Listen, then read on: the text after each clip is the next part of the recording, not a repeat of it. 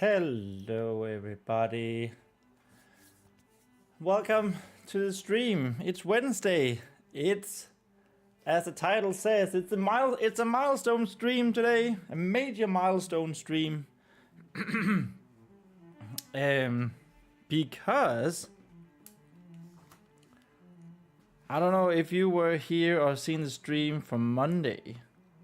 If we go here into our word count document, on Monday we wrote 1,291 words, which means that we are 38 words away from 100,000.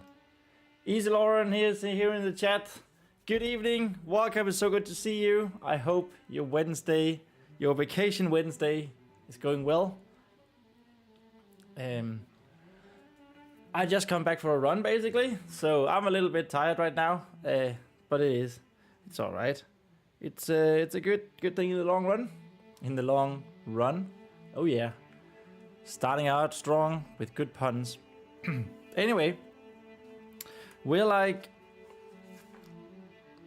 4 lines, I think. If we write, is it 9 lines? 9 words per line, I think it is, on average. So we can see it up here.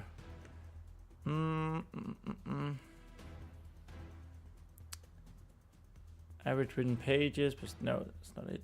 So that, yeah, 9.35 words per line. So that means that we're gonna hit 100k, like 1, 2, 3 and 4, so like, oh, you can see that, like over here. So as long as that's all as well, oh, that sounds amazing. Good to hear that. So yeah, I guess it's just get going, right? And we will see. Well, okay, I know I have said that Vespa is going to lift the hammer. I feel like we're so close to Vespa actually lifting the hammer, and that will be like, that'll be the last thing that happens in the chapter, right? And then the next chapter is going to start after she has crawled up the vent. So last time, Vespa and Lemon realized that there is a vent down into the catacombs. It was the way that Lemon fell down from there. From that, I guess I should say. And yeah, just as she was basically going up the vent, like it's small enough, well, she's small enough that she can fit through it, which is very lucky when you think about it. Ronean the spirit called her back, so that's sort of where we are. Let's just have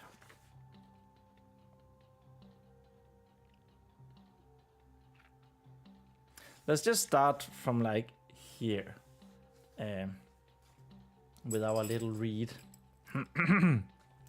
I think I can do it. I think we can go up this way. The excitement within Vespa was not something that could go unnoticed. Finally, something seemed to go her way. Okay, so we have something here. Something. Finally seemed to go her and Lemon's way. I see. Ronean, however, did not seem to share their enthusiasm. Vespa, please, a word before you leave. The spirit could feel how Vespa's presence waned. What? The answer came shouted back from a little girl well on her way up the dark vent of howling winds. Lemon had her.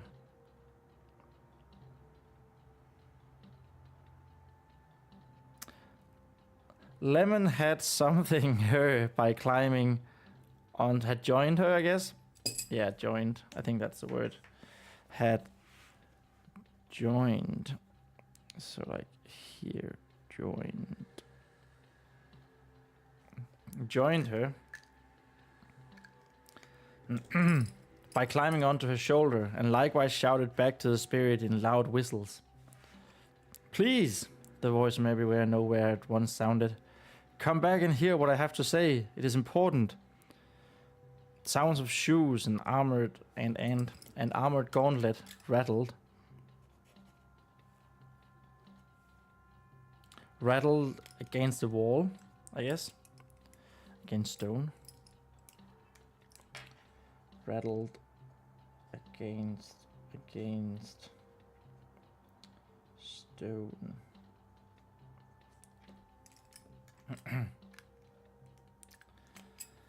As Vespa slid back down, based on how long the grinding went on for, the little girl had come surprisingly far. What was the only word? What was the only word? As Vespa struggling back out from the vent. Her ruby hair was all messed up by the winds. Not that anyone else could see other than Lemon, and she didn't mind. We have to get up. We have to get up there and stop Squire Ronean. We've already spent too much time down here. Vespa's enthusiasm had been replaced by raw irritation and restlessness. I know, and I do apologize, Ronean said in an attempt to calm the anger. But if I may be so bold, once the two of you get up to the surface, what is the plan? We stop Squire Ronean and his drowners, Vespa replied with a hint of spite. That's the plan. But before the pair could turn around and venture back into the vent, the Warhammer spirit countered with a damning argument. I see, and how does a little girl and her little bird intend to do just that? Squire Ronean, I imagine, is as well equipped as any of these paladins, Ronean argued in harsh tone, leaving no room for interpretation as to what he was saying. And if these drowners are going up against an order of knights, then I too imagine that they are equally well equipped and organized. This isn't something anyone just go ahead and do. Vespa was silent, and so was Lemon for once. In a single moment, their fighting spirit had been stripped off of them. Away from them? Away from them?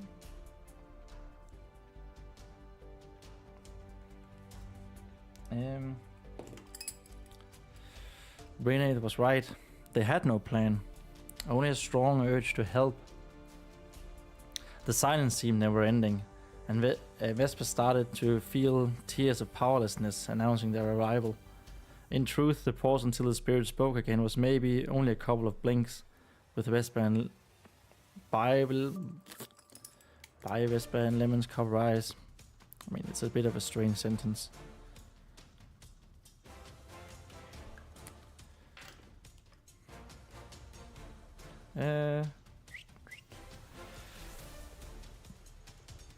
Strange sentence.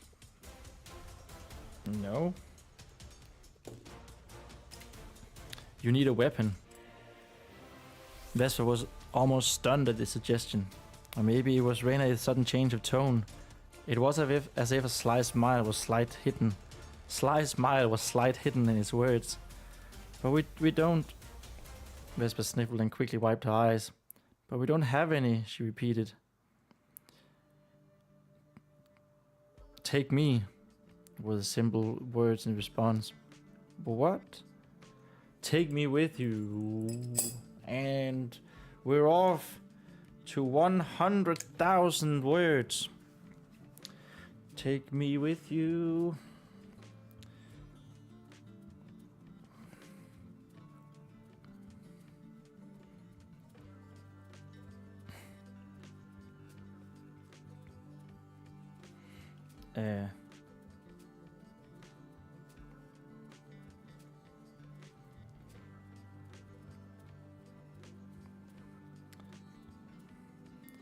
It has been far too long.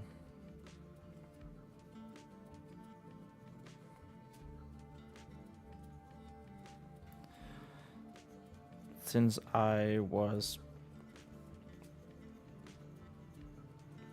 placed here.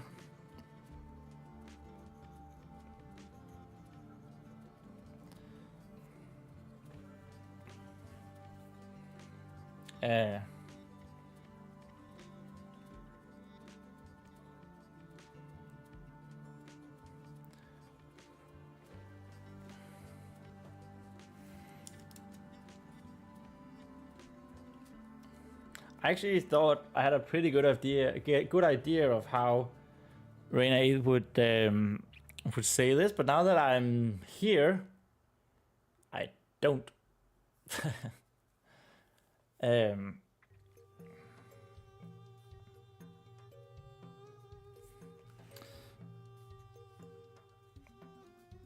Too long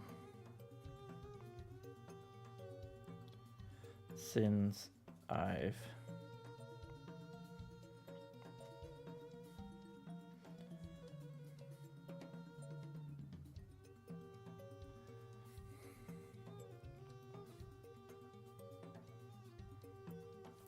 done any good.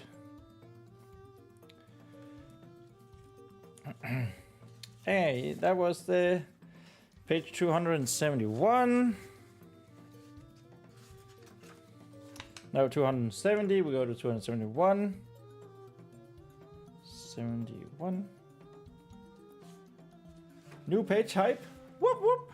What a start to the stream. What a start. Since I've done any good. Any active good. Even.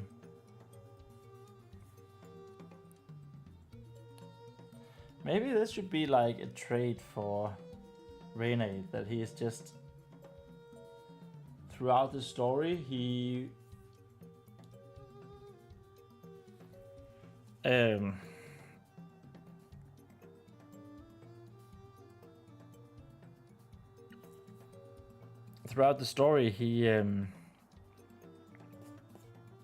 wants to get out of the catacombs.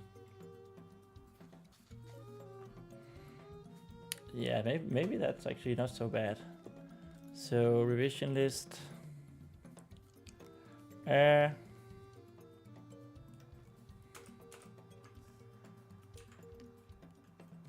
Ronean is character want to leave the catacombs, if even for a little while. And then just go like that. Wrong one. Isilorian. Number fact 271 is prime. It's a twin prime with 269. Difference of 2 between neighboring primes. And a sexy prime with 277. Difference of 6 between neighboring primes. End of number facts. Wow. Thank you. Thank you for the number facts, Isilorian. I feel like this could be a new thing. Every time we have a new page. I like that. I like that. Number facts. Whoa. That's 14 to 71 number fact plus 1 yesterday, last time. If I ever get to do those highlight short form videos, then we got it. Any active good even.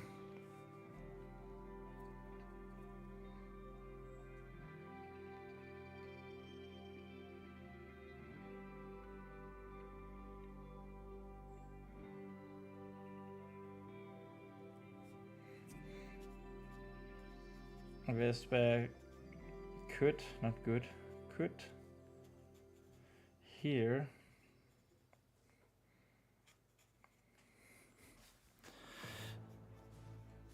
The longing.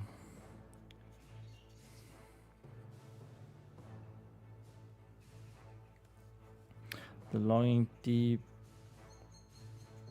seated within the spirit.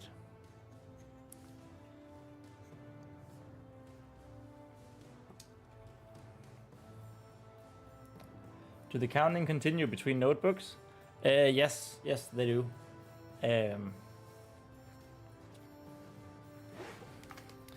Yeah, there's not 271 pages in this book. We started at 194. No, we started at 193. So yeah, good, more numbers to explore. Exactly. Yay! I like that. That's fun. And no reruns until next book. Yeah, exactly. No reruns. So you got some time until next book, if this one ever gets done. Who knows? Next year it'll be 200,000 words. And Vespa still having lifted the hammer. Dear God, no.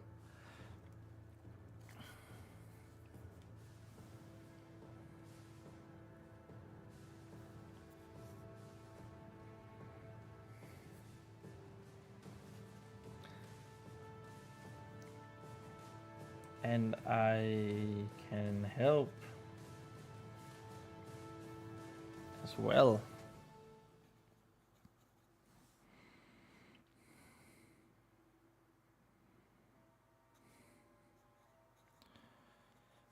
You know, seeing as I'm the only one of us, the only one of us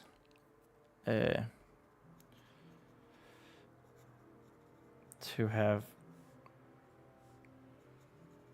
any battle experience.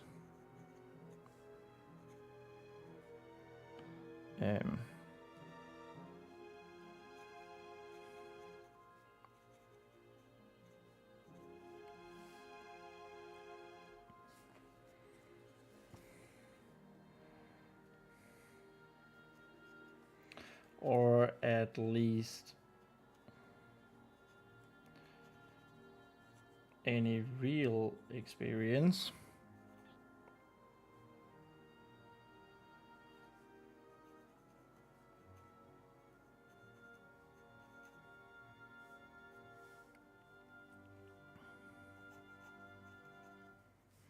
That doesn't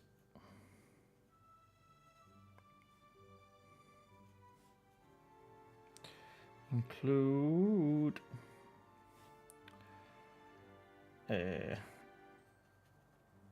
imaginary monsters.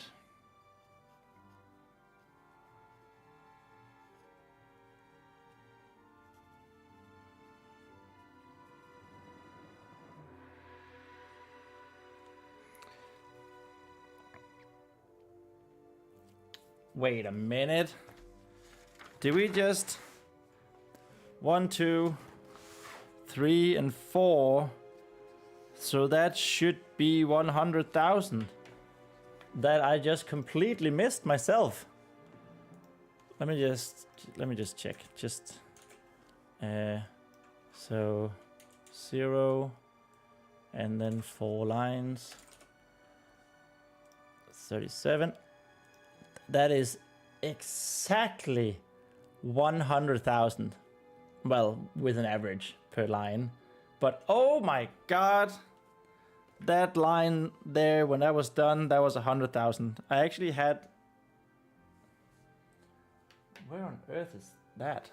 1 second.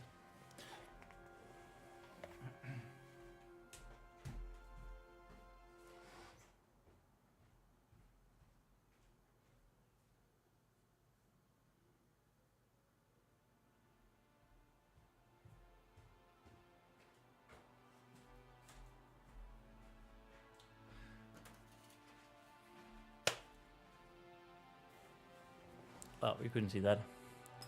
It was this one I was looking for, because,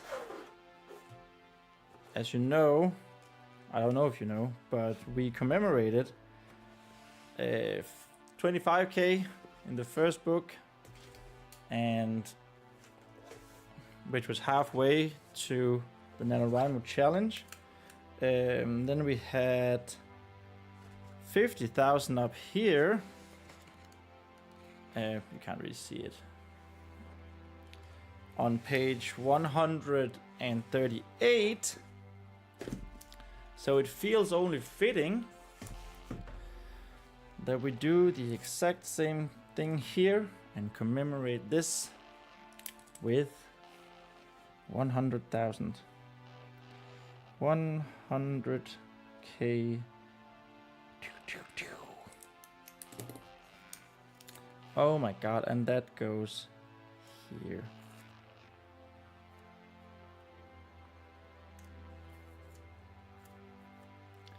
Well, if I can place it neatly. There we have it. 100,000 words. Oh my god, and I can't believe when I started the NaNoWriMo challenge in November last year, I was so scared that I couldn't fill out 50,000 words in this book. Well, what do you know? Here we are.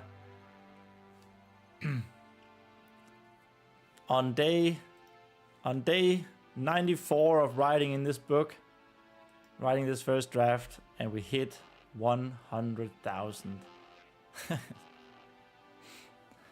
Isn't that wild?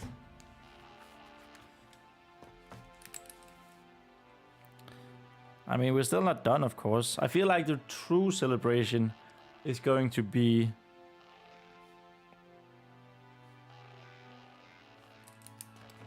when we actually finish the book, if we actually ever finish the book. 271 divided by 2 is 135.5, so it makes complete sense that 50k was on page 136. Well, will you look at it? It looks like my calculations, my word counting is actually somewhat solid. We did correct it halfway through the November challenge, but well, that's good. That's really nice to know, actually. I'm very intrigued to see, once I get it all digitized, if it actually holds up.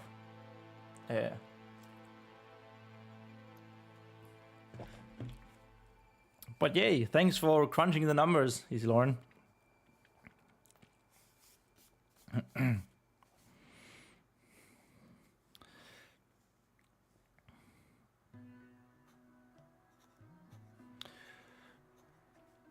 Renaith chuckled.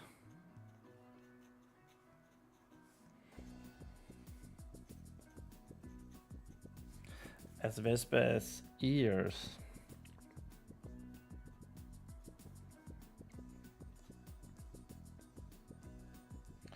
Turned hotter.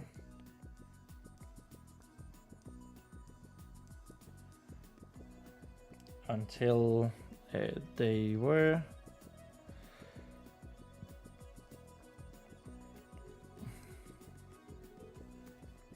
almost the same color.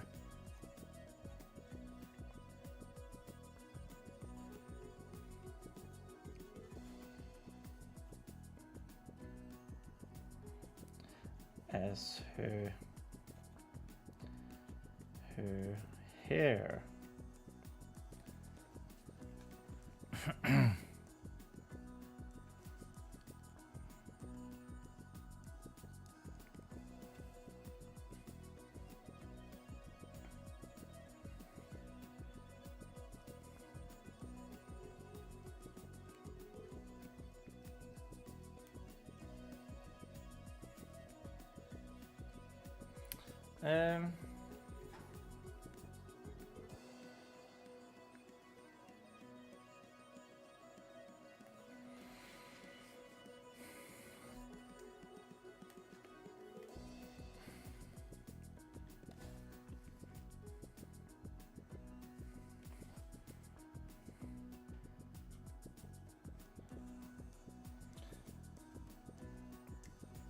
Lemon joined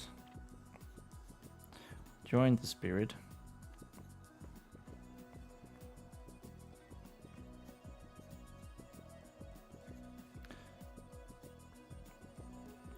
Though her laugh was more of a combination,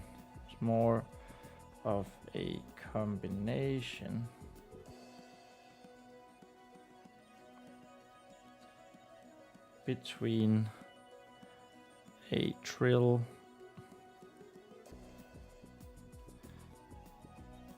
and sniggering.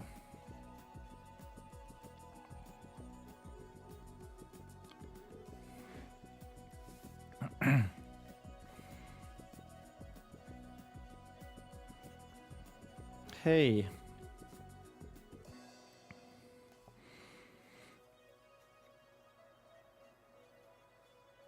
Knock it off.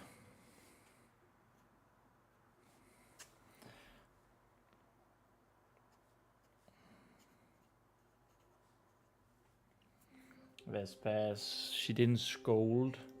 What did she do?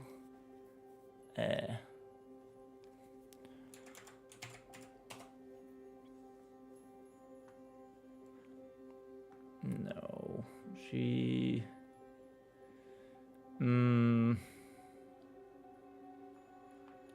Lectured Harpy Banshee. She whined.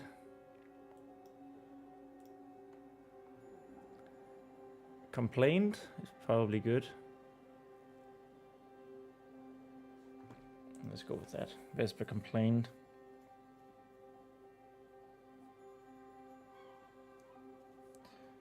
Complained when she finally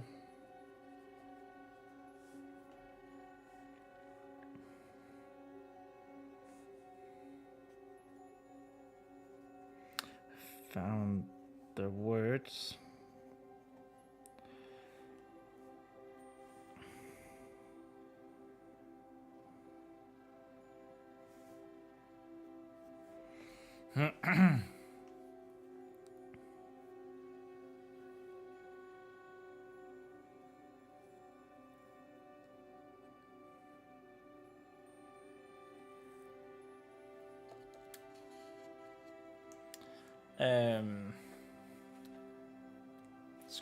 Scuffed could be a good one, actually. Scuffed. Well, okay, that's actually maybe opposite. Prayed, lauded, commended. Nah.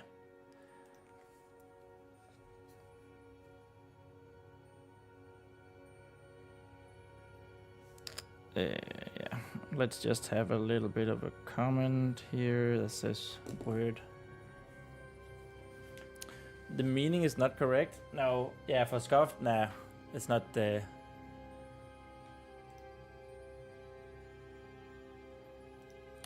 Dismissed could also be. Sorry, I'm looking here. Dismissed could also be.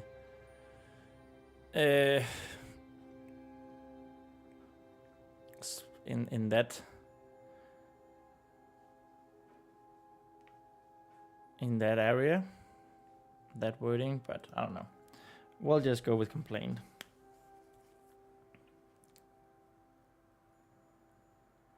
I got a feeling for the word first, then I looked it up. Yeah, it's all good.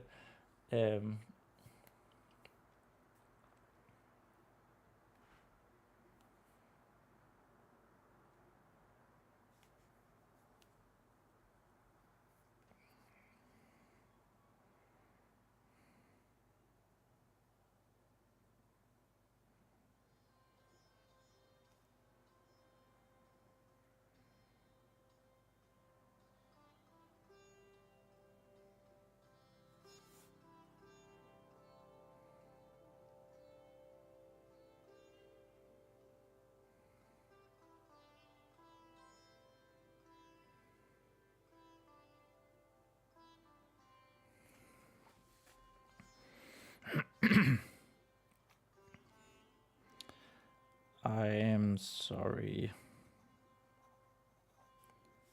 Truly. I don't know if it's out of his character. It could be kind of nice if he was, if Ronean was this little bit sarcastic person actually.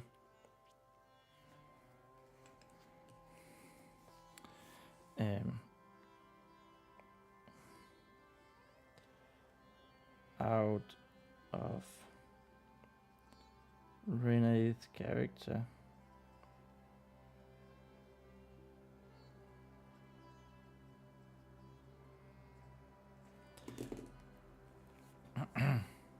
Maybe I'll change his character a little bit to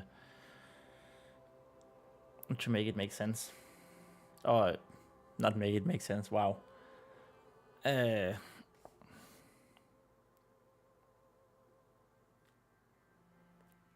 make him a little bit sarcastic. That could be fun. You know, so he wasn't just this this overbearing kind of character. He got a little bit of an edge to him.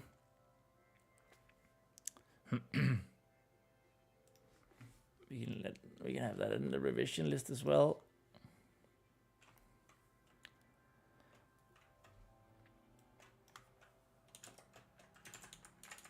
Character changes. Sarcastic. And then say page is in 271.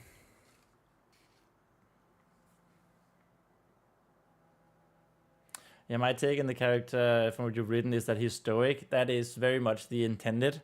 It just occurred to me that maybe it's a little bland that he's only stoic. It could be fun if he had like he gave little jabs from time to time. Nothing serious or anything, but just like, you know, give him a little bit of an edge. Nothing mean, but just poking fun.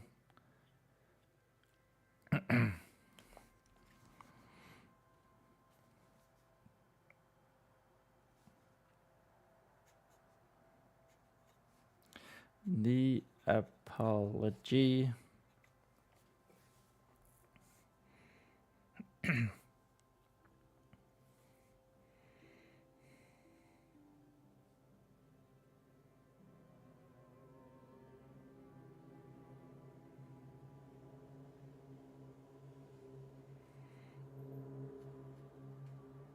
Came almost immediately.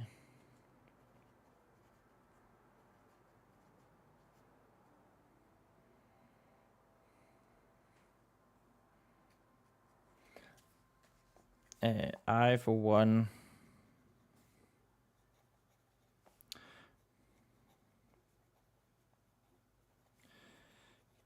should be glad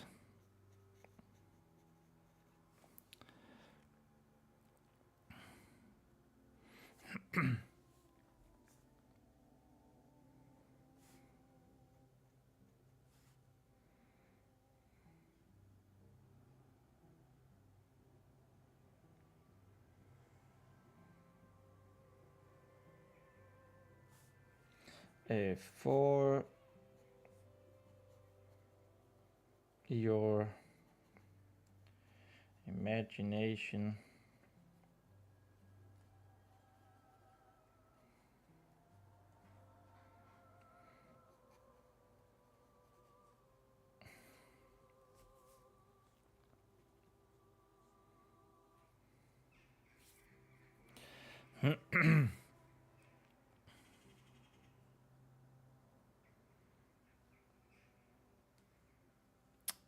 Isilauren says, imagine if it was like 10% of the hound in that weapon, not the full hound.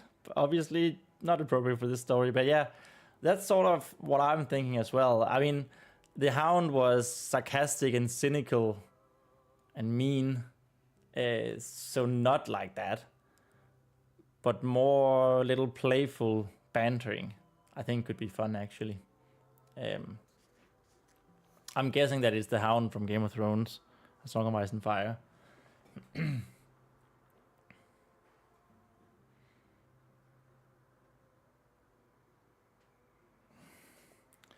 And will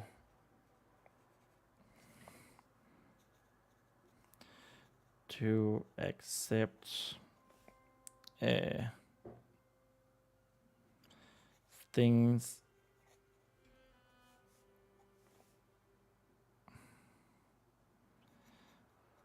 that aren't what they seem. I'm not sure where I'm going with this, but whatever.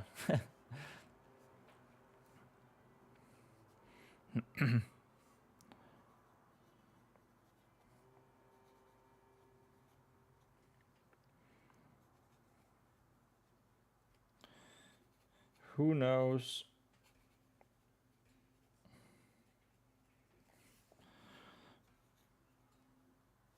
If you ever would have ventured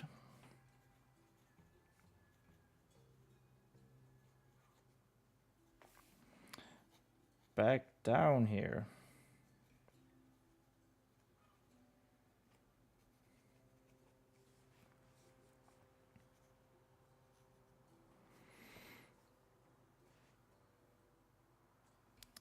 If not for those qualities.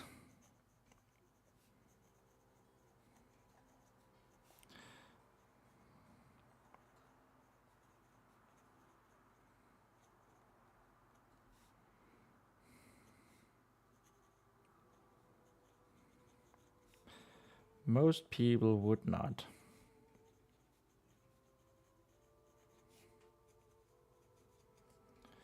I think.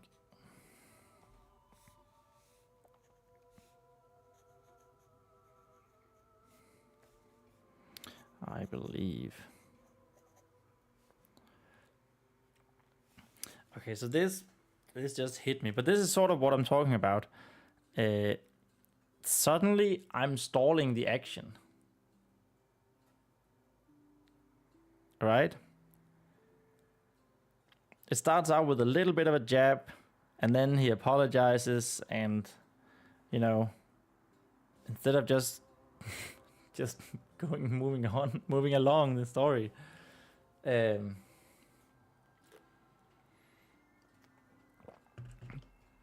not that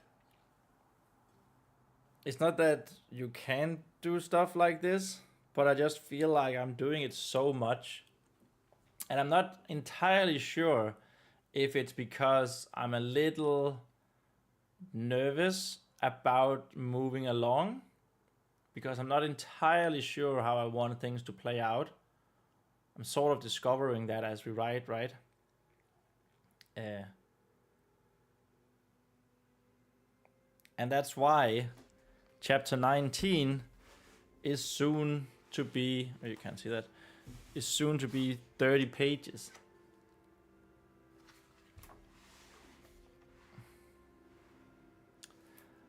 Isadora says, I see it like you're exploring the characters a bit.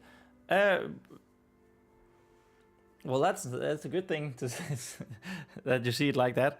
And I am sort of discovering the characters a little bit. It's just that I'm not entirely sure if it's the right moment, because this is supposed to be like, okay, like quite an epic moment, right? Or at least the lead up to quite an epic moment. And chapter 19 has just been like chapter... Was it chapter 17? That was also 40 pages. No, that was chapter 12, wasn't it? Chapter 12 was 40 pages or something. It's just like... It was just never ending. It kept going.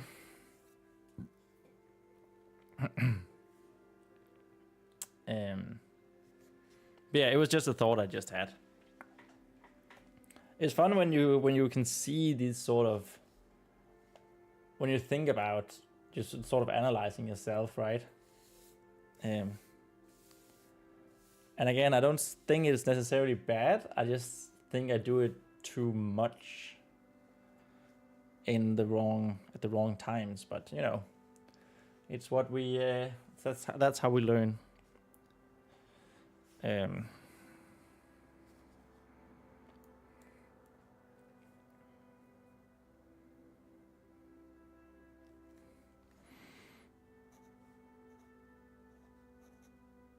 Vespa accepted the apology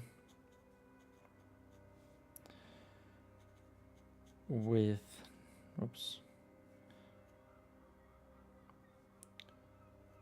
No. With nothing more than a quiet, quiet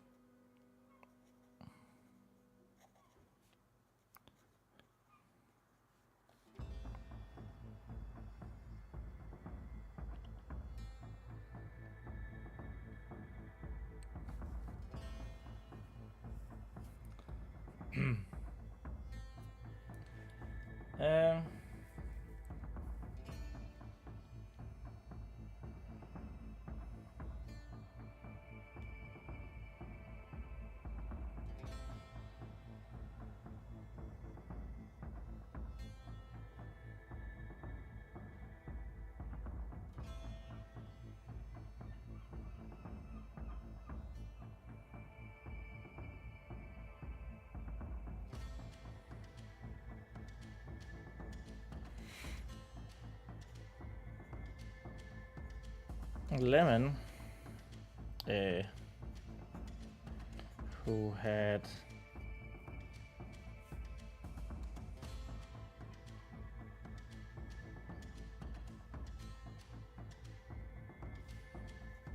now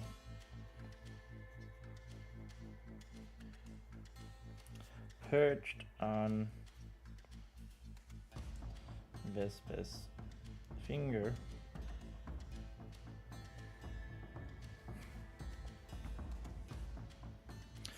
was also offering her own apology.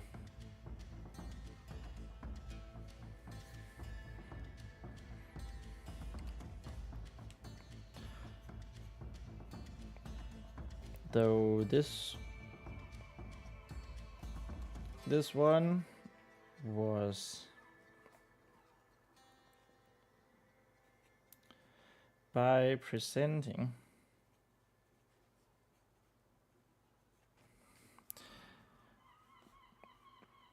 a lowered head and fluffy neck.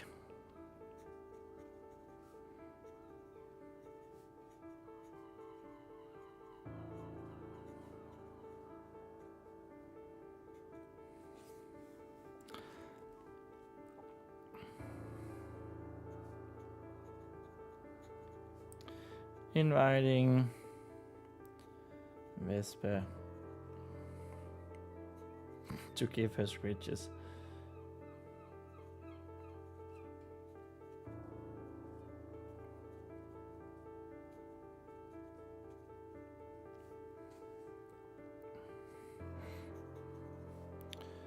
An invitation that Vespa could not decline.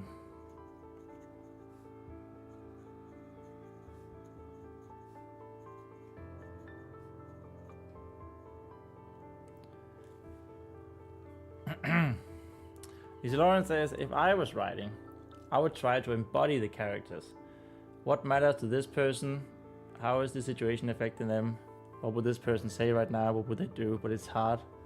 When I play an RPG, I often default to what I would have done in situations in the game. I find it very hard to commit to a character archetype, even if I want to explore other possibilities. I'm so much the same. I actually do have... so that I got 2 points for that. I actually do have this persona document. where I have appearance, belief, temper, values, needs, goals, desires, fears, insecurities, and giant quirks, and family and background. That sort of helps shape the character initially, and then I haven't updated that because I definitely think Vespa's character, as I have discovered the character, I feel like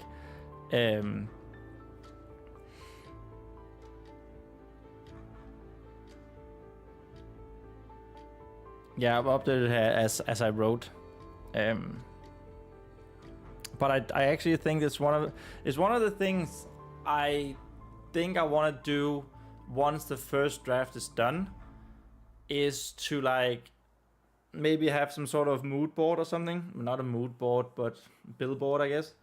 Maybe just a board. Where I go through each of the chapter, each of the scenes, and do something like that, like you just mentioned.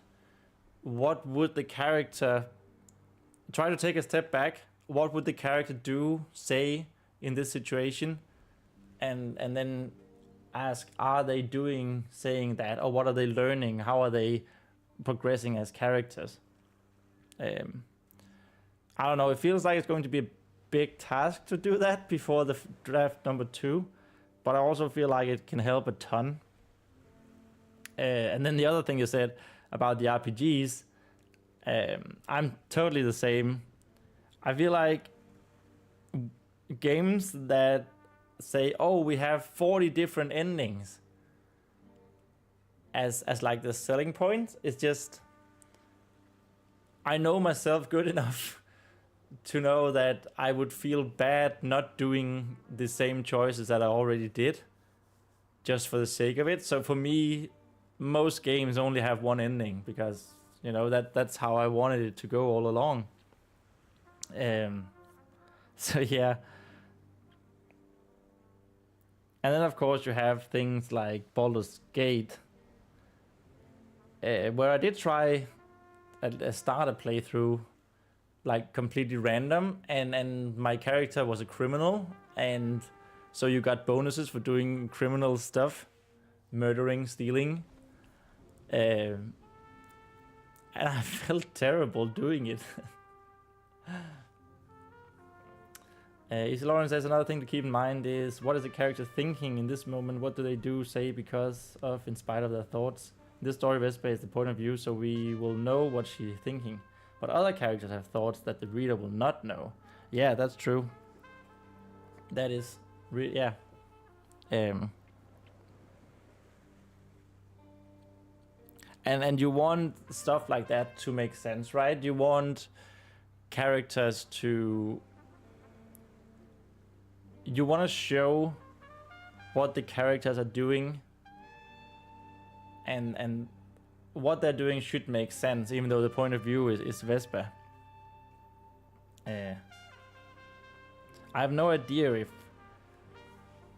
I'm doing that correctly or in a good way with some of the other characters like Afaya or Squire Ronean or Sire Brendan.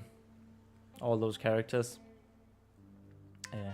But I feel like that's where, you know, a board like that, where you take a step back and look at the bigger picture, even for each of the chapters, each of the scenes, and go like, hey, does this actually make sense?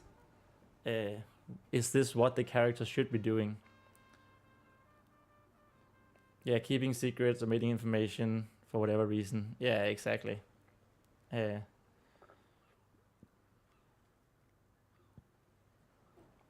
definitely have a little bit of that in there with Vespa's and Afaya's relationship. Her and her older sister, adoptive older sister. But that is one thing I want to examine more, because despite the fact that Afaya is not really that much in the story, she is heavily influencing the story as well, because Vespa is looking up to her so much. So yeah.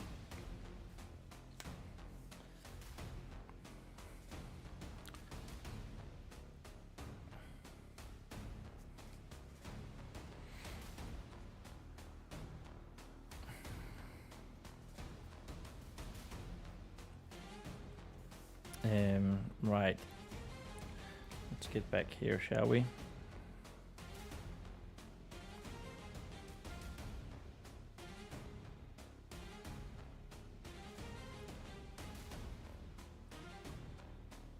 Oh, I'm tired. Okay. Oh yeah. So at least one of the things in the title I just realized has been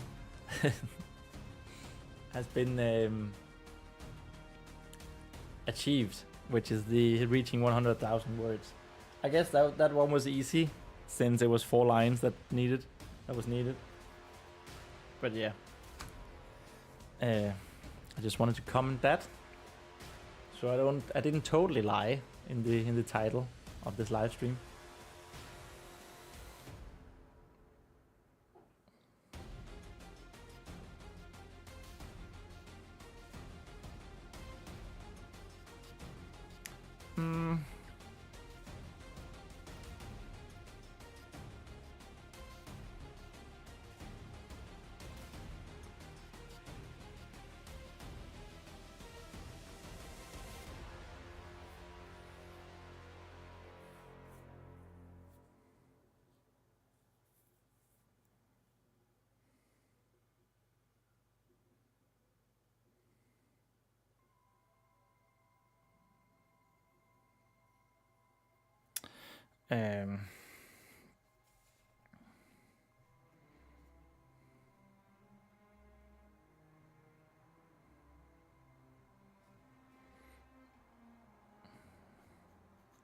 Let's go with Ronean here.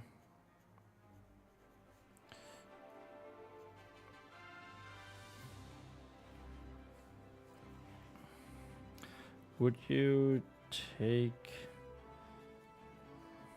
me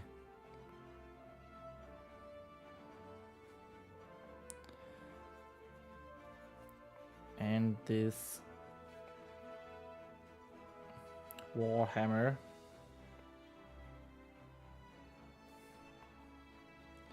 with you?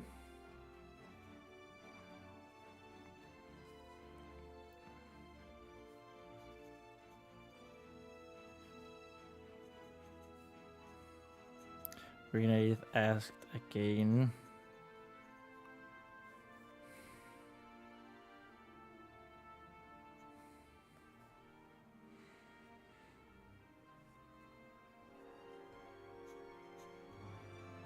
This time without any jabs. This time without any quips.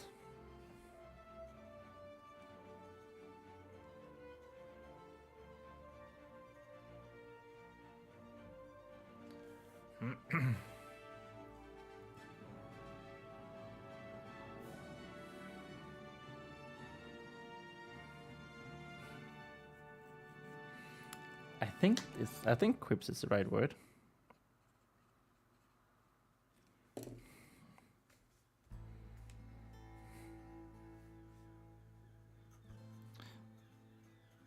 I would, but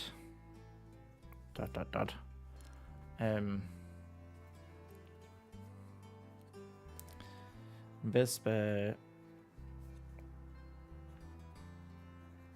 could feel a calm.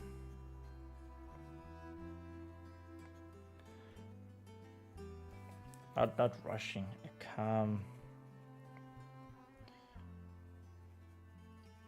settling on her mind.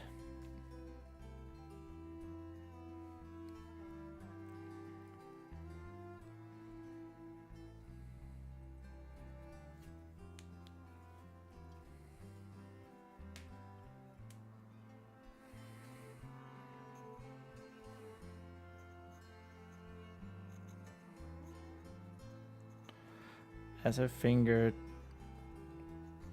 gently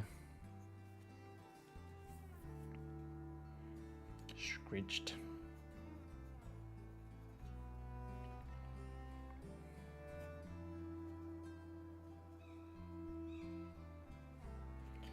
Lemon's neck between her feathers.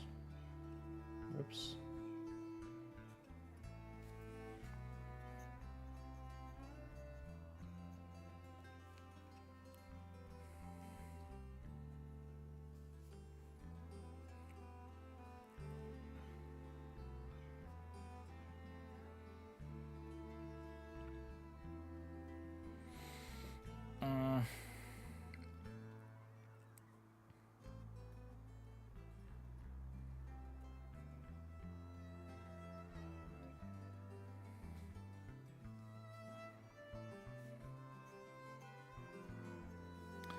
Lemon trilling back in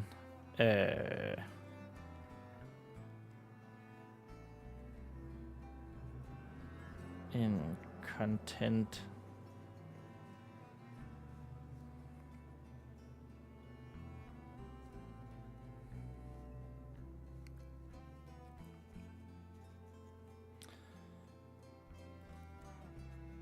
But I think you are forgetting something.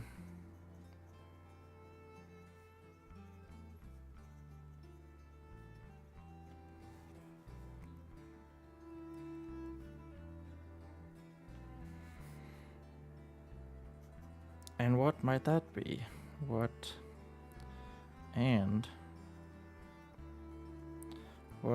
might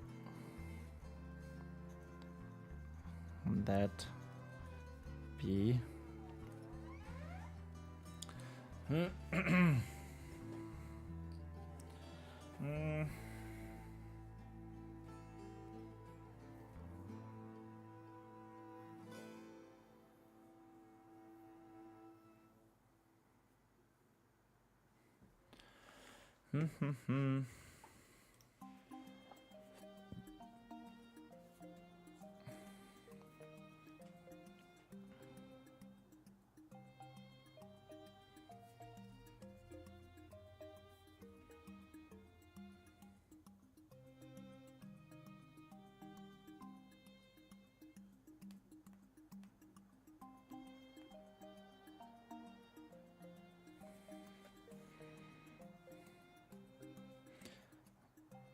I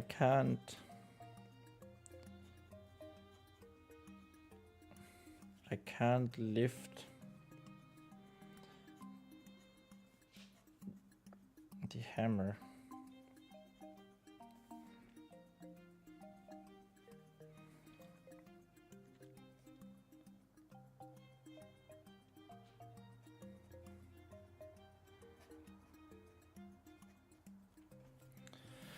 Vespa's response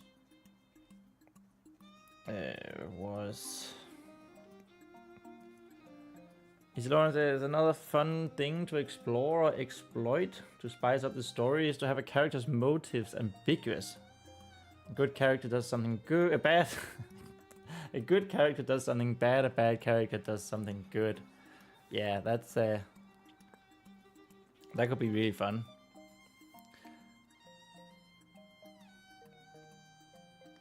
Well, that's the thing about motives, right? You sort of want them to not only make sense, but to make sense for the characters. I'm not really sure if this particular story is like a story for ubiquitous motives. Ambiguous, not ubiquitous. Ambiguous motives. I mean, I can see Vespa doing something bad because she's a child, right? So that's not really her motive. That's just sort of her acting on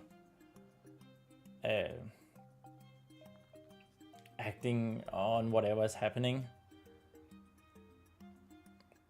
know you don't necessarily say that it should be Vespa who is ambiguous, but I do like those sort of characters. I think Jack Sparrow is a prime example of that in Pirates of the Caribbean. You know, he's a bad character. Not a bad character. He's a very good character, but he's a bad man. But he does good. He's like, the world wants to see me as a bad guy, so I'll be a bad guy. But he's actually a good guy deep down, and that makes him so compelling, right?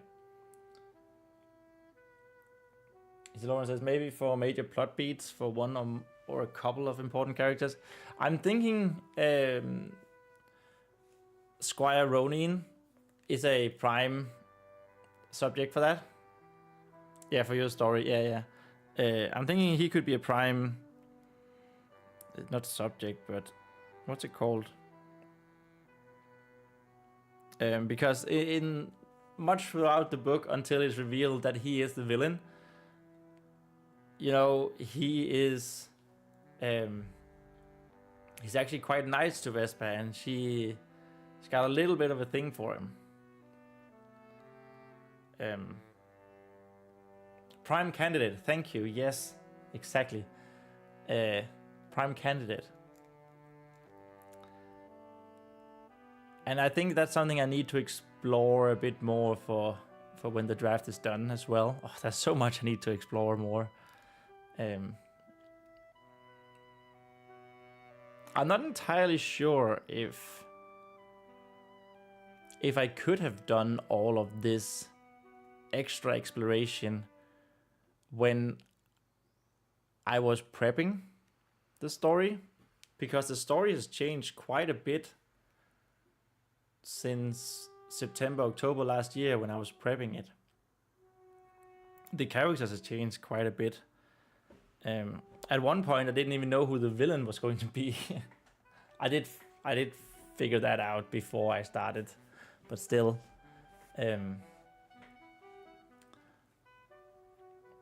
But yeah, Squire Ronean, because he looks to be a good guy, but he turns out to be a bad guy. But why is he a good guy towards Vespa? Why is he giving her attention when no one else is? Why is he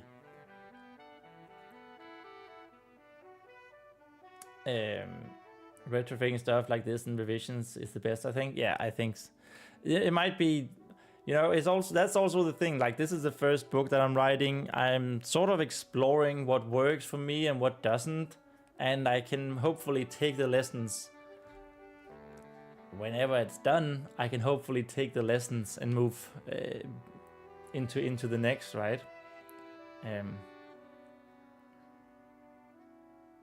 But yeah, there should be some exploration on Squire Ronean and why he's being a good guy. Is it just to keep a facade of, you know, he's not a bad one? But why is he being nice to Vespa when no one else is, basically? So that's a good shout.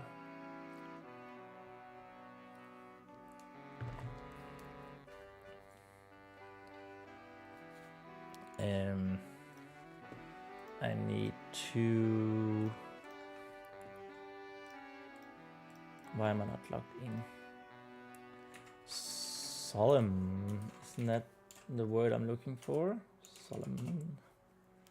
No, it was not the word I was looking for.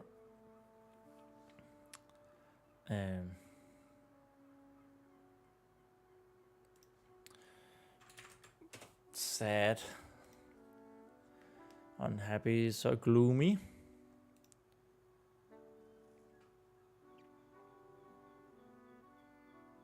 Depressing, drab, dejected, sad and dispirited. Yeah, something like that. Let's go with dejected.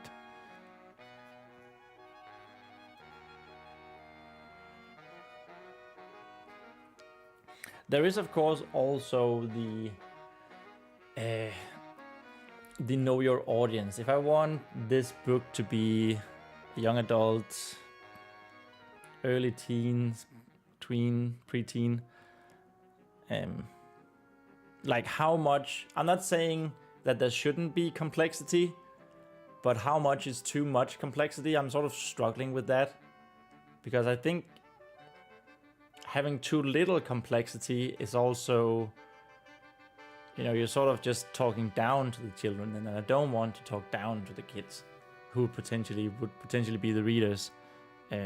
I want them to be intrigued, and having some complexity could definitely be do that, I think. But yeah, I think I need to read some more fantasy books in that age group, just to get, like, I read Alana the First Adventure. That was pretty good. It was very fast though, that one. Like it felt like it was almost, there was too little complexity to the story and the characters, and it was very boom boom boom boom boom with the events that were happening.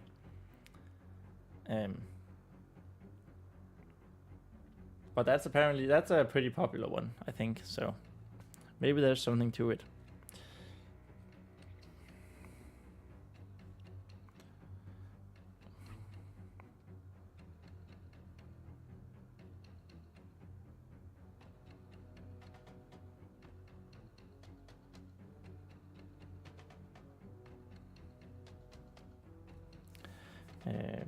But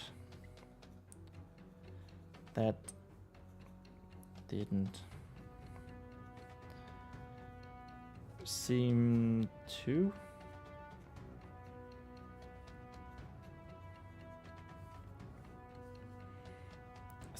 stop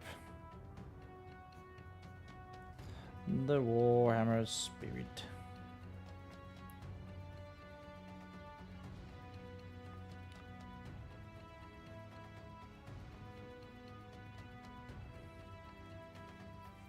That's an S.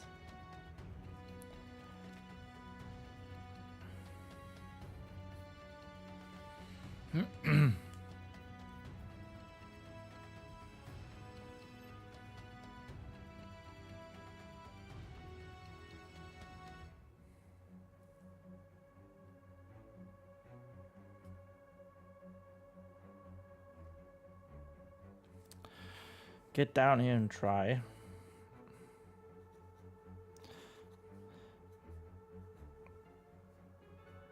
There is only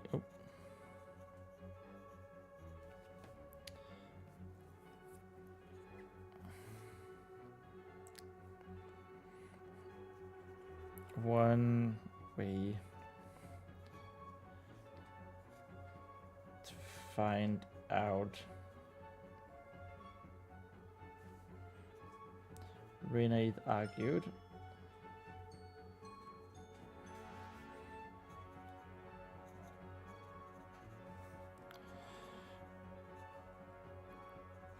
Trying to encourage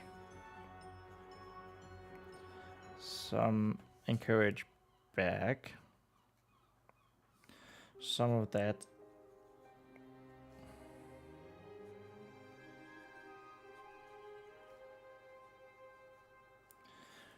fighting spirit. Well, it's got to be a better way of phrasing that, because we use spirit in a different sense as well.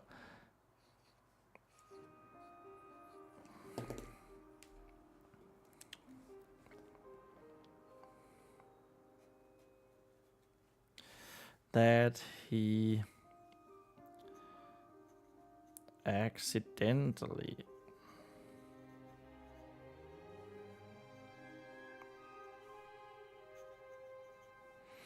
had taken from her some of that gusto. Yes, some of that gusto. But I feel like gusto is a very strange word. Enthusiasm. Yeah, fervor. Passion. Fervor could be good.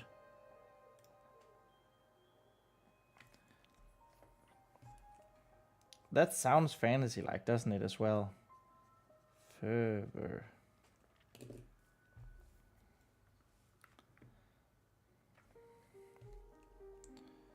Fervor. Oh.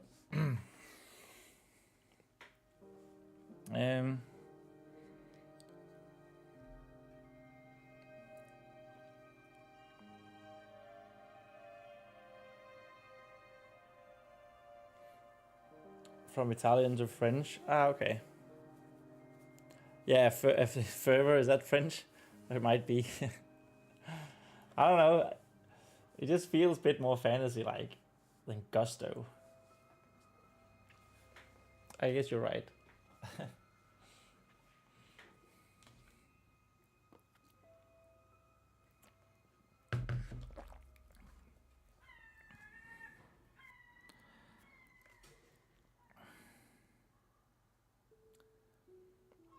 French does sound fantasy. Thank you. I'm glad that you're with me on that one.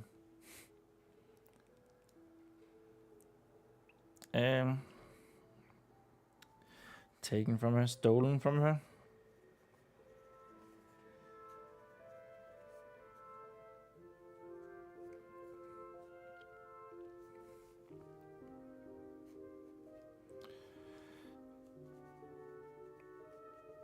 Get down here and try.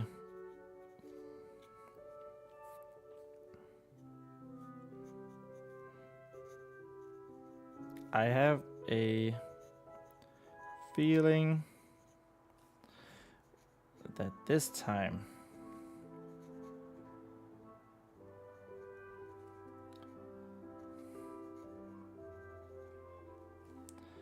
it's going to be different.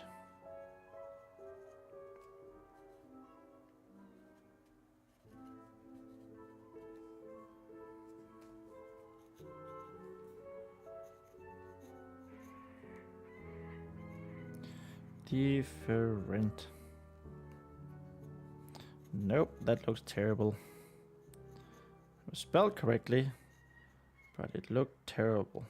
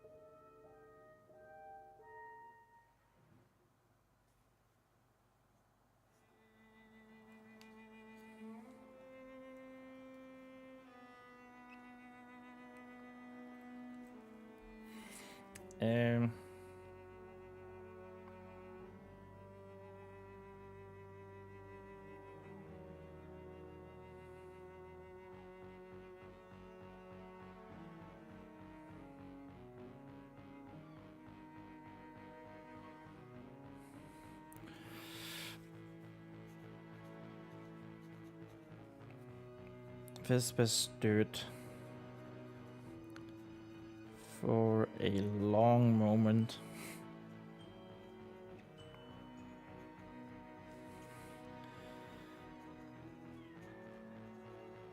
Contemplating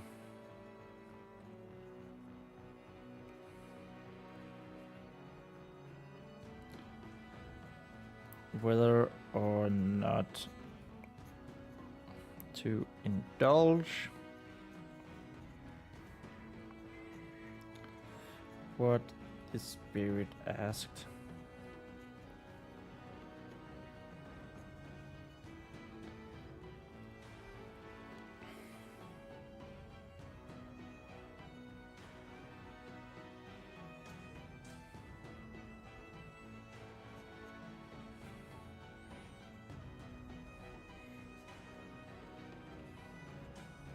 Her fingers scratching.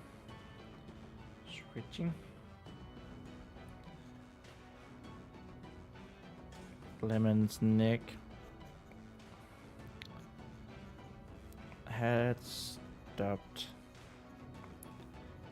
completely.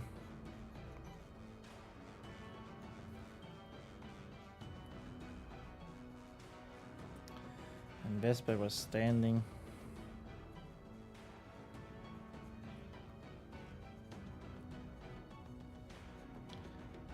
Like a statue. Like a small statue. Hey, that was page 271. I actually think we're almost on pace today. 272. Because I think we started like started writing at like 10 minutes past, 11 minutes past. So that's nice.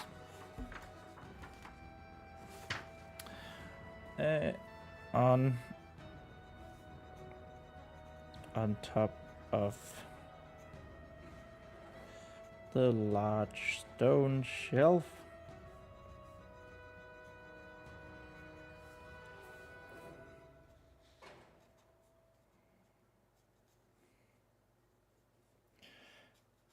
With the winds howling from the vent.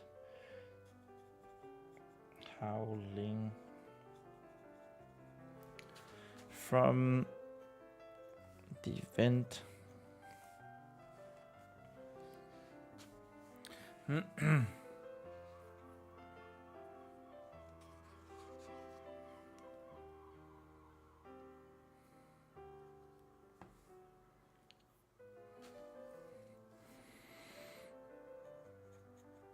Next to her.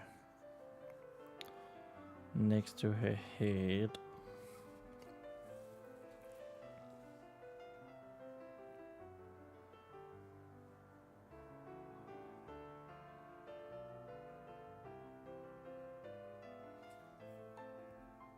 Hey, number facts.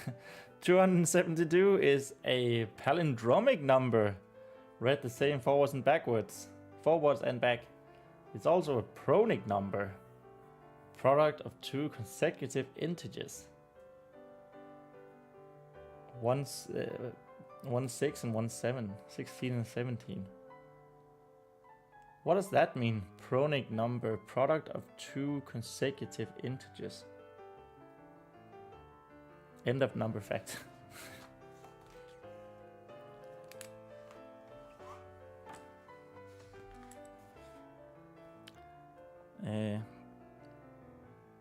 We are 118 272 number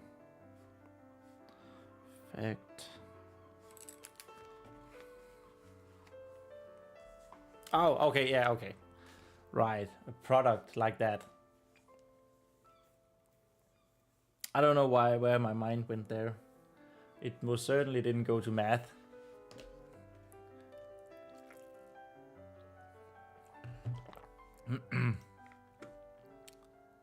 Oh.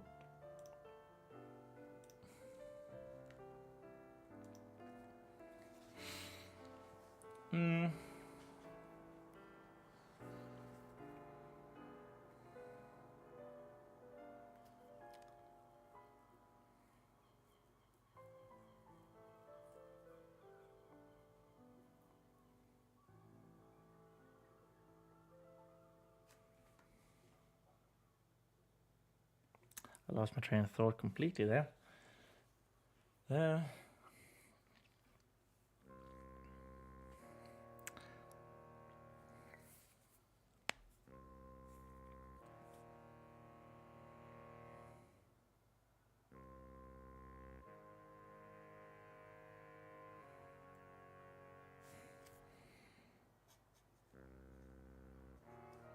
Her eyes were fixated on the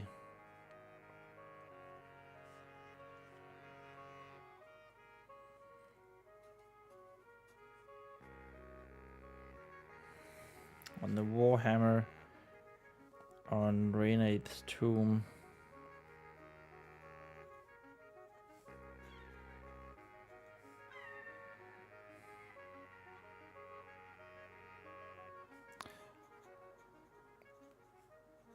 Barely visible in the light.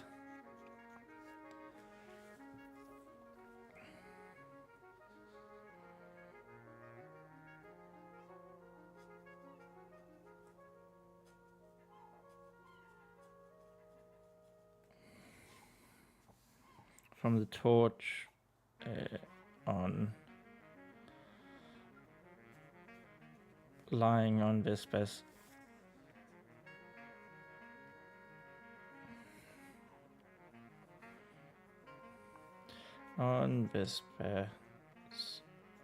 other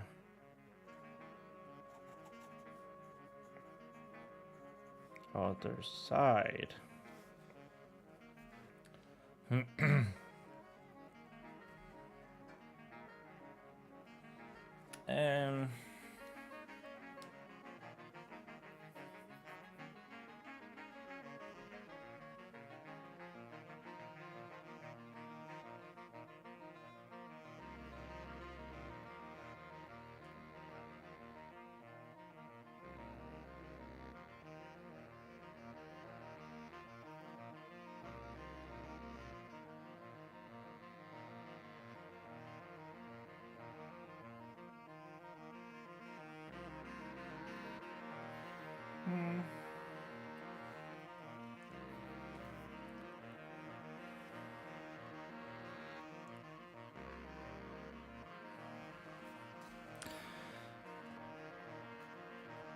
Except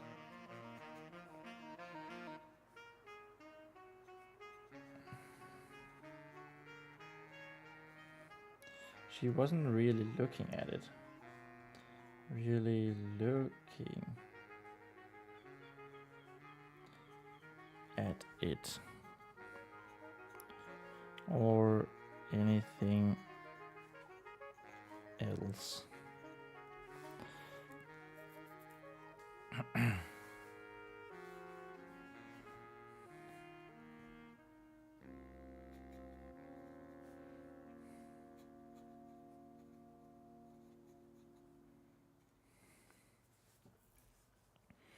Her thoughts were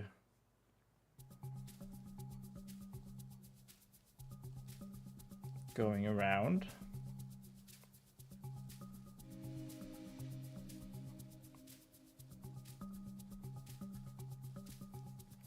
Solely on what Reneade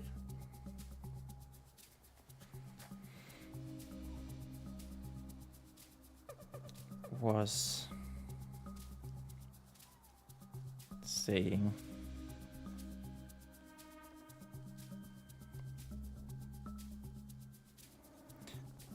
As well as what he had told previously, what he had told previously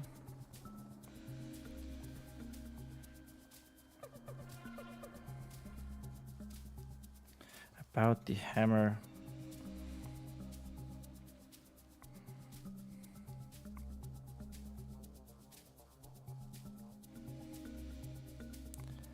And who could wield it? I don't know if that's too explicit. Too explicit.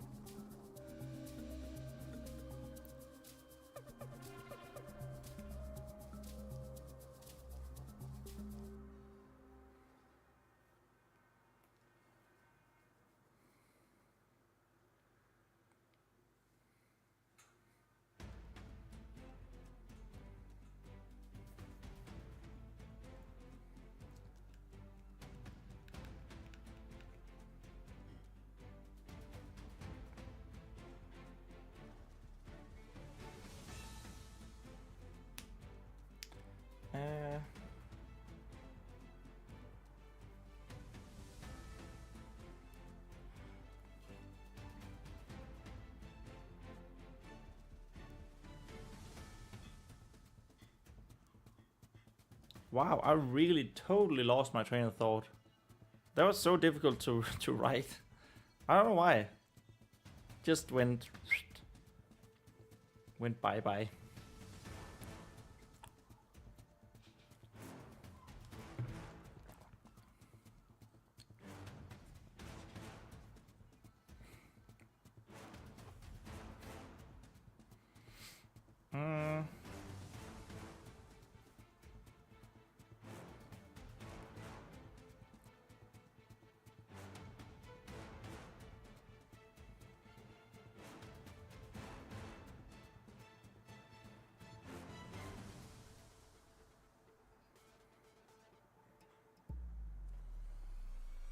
That is also something that I need to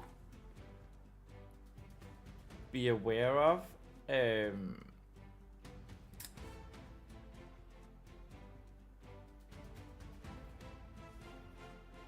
That Vespa tries to lift the hammer more. If this could be like the third time he tries to do that, that would just be, you know, I think it's the second time right now in the story, but if we could have her try to lift the hammer 3 times in total, you know, then you got the fairy tale number of 3. That would just be great. And I just watched Brandon Sanderson's 4th lecture today, and he talked about the rule of 3 in that one, which is like for foreshadowing. It's a good rule to just have, to mention stuff 3 times. That way you sort of show the readers that there is an importance to this object, for example, or this event happening or whatever. And you can, just by mentioning it 3 times, you can, you know, foreshadow it like that. Yeah.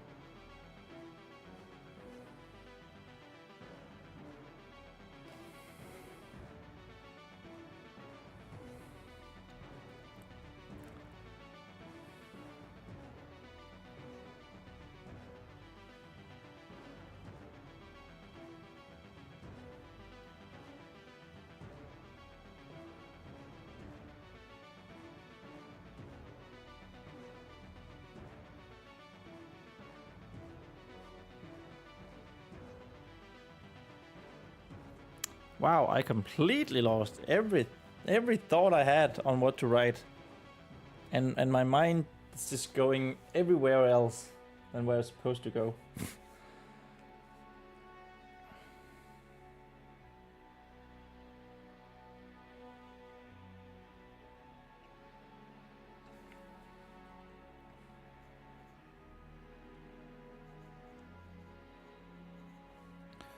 Please.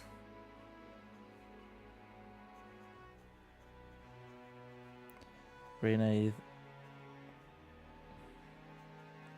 asked again.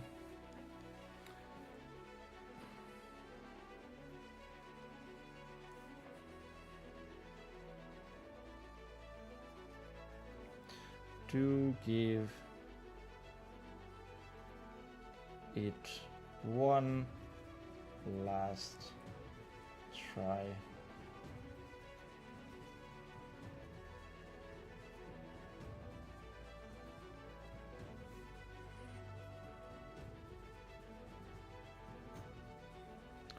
And if it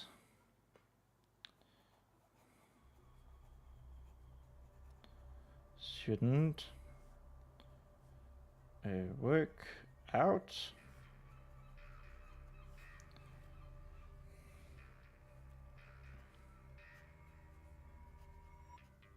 I promise that I will never ask you. Promise that I will never ask you to try again.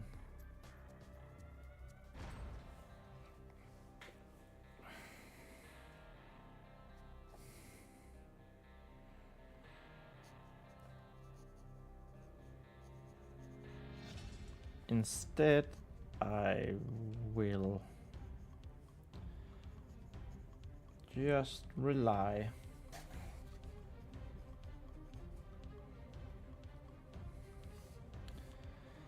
on helping you prepare for whatever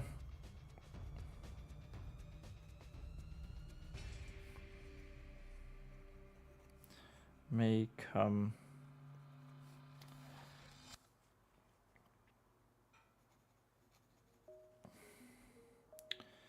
When the two of you reach the surface, two of you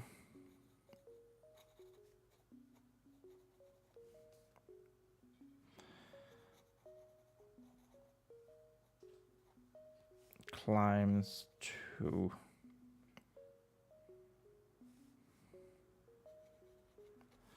the surface.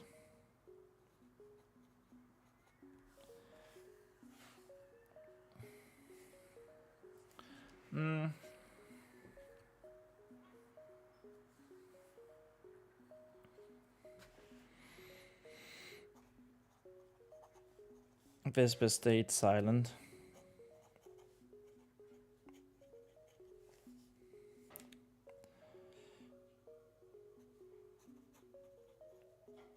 Almost as if she didn't hear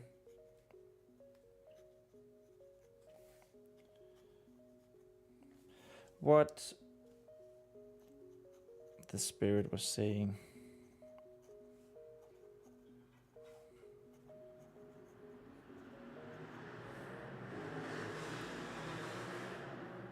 Oh my god. Goddamn motorcyclists.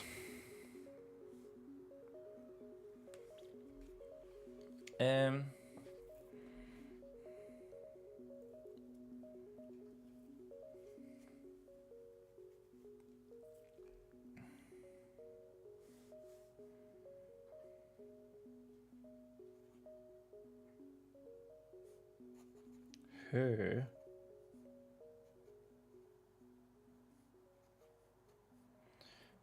gaze had not moved, and even slightly,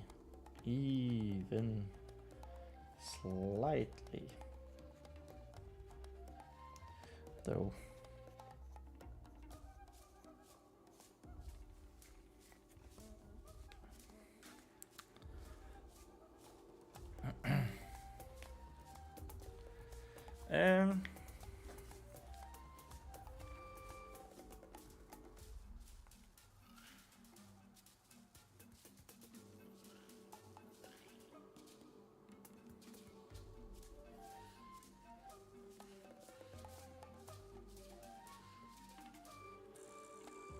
Whoops. Maybe I shouldn't go out of frame.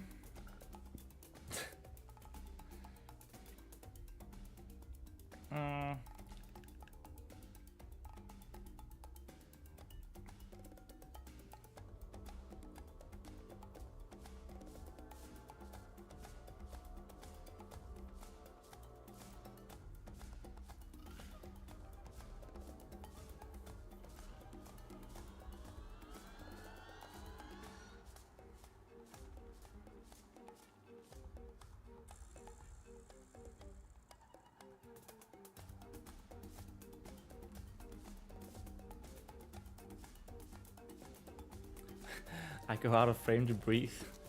Hi, Vindicute. Welcome to the stream. Good to have you here on this milestone stream.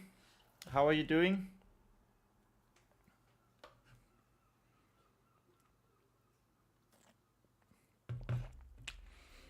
Oh, I did not know that was a reference to Chocolate Rain. I figured that it was a reference given how you put it in quotation marks.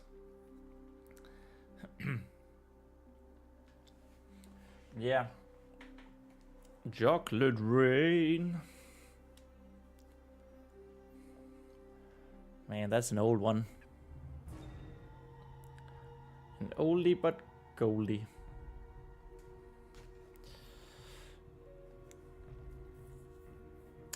Vindicate, oh, milestone. What's that? Well, this has been the stream where we've hit 100,000 words, which I think is quite the milestone, because when I started this book, I was scared that I couldn't even do 50,000. And I'm still not done. And, well, I'm working towards finally ending chapter 19, which started almost 30 pages ago.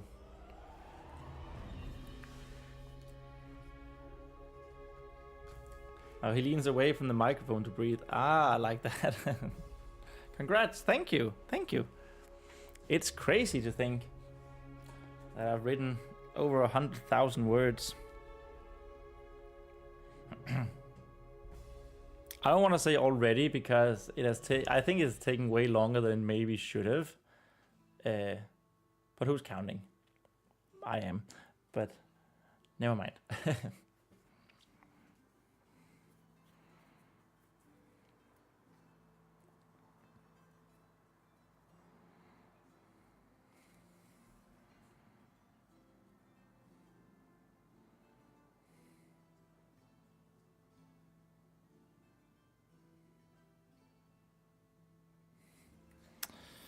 Let's go with Vespa.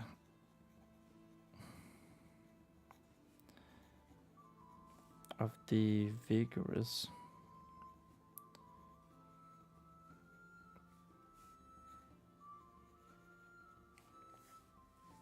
Oh. Vespa of the Vigorous Oath.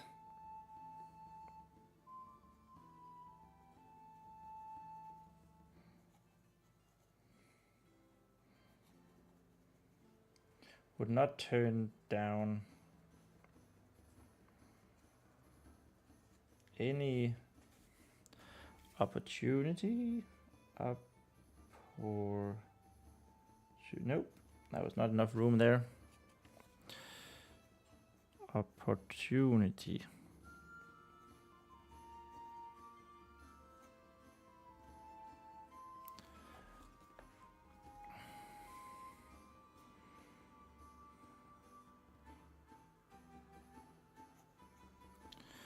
To acquire.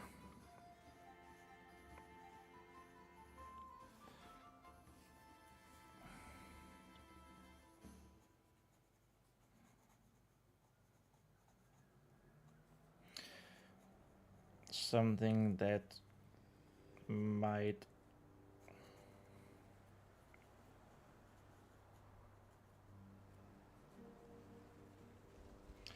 help her.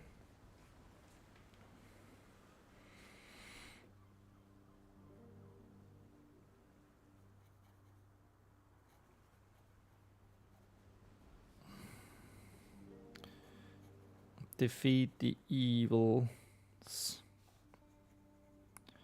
and save the innocent. Oops. Innocent.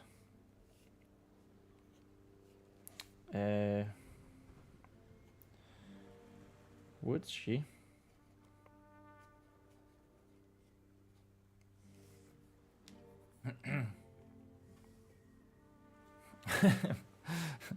Next milestone should be word number 131,072. That is That is 1 0 0 0 0 0 0 0 0 0 0 0 0 0 0 0 0 0 in binary. That is indeed a milestone. Yeah. I don't know if I can be that specific in my word count document. But I'll try.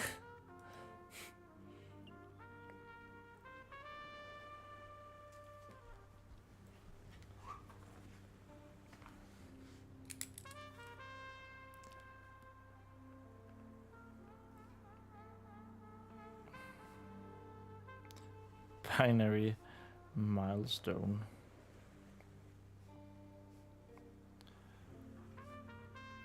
Word 131,072.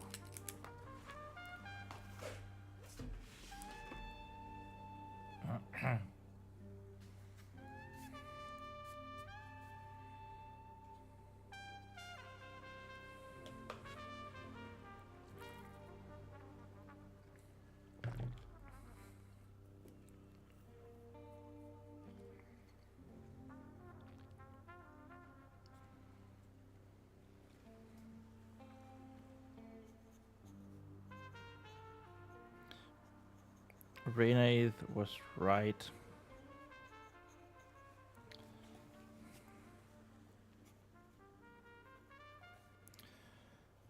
Vespa of the Vigorous Oath.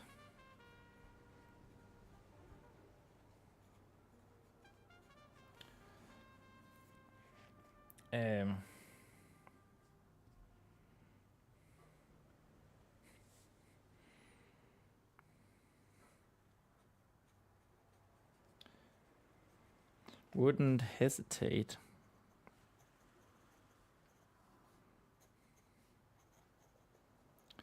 to gain any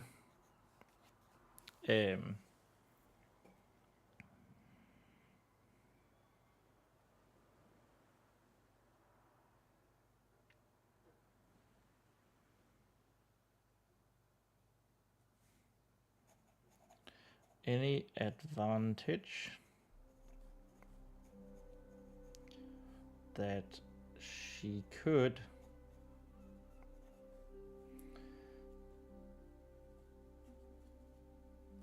when it came to save the day.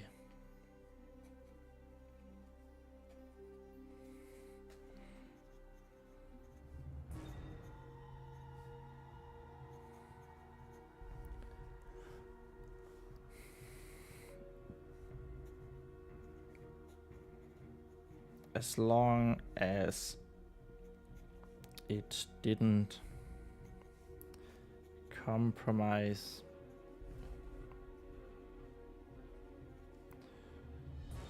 what she believed in.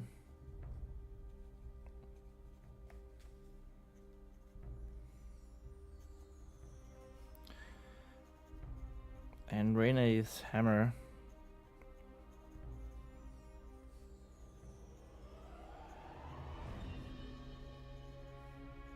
didn't.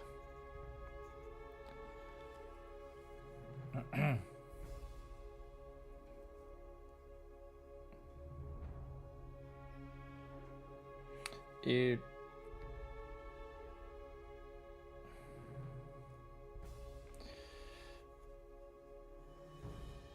right now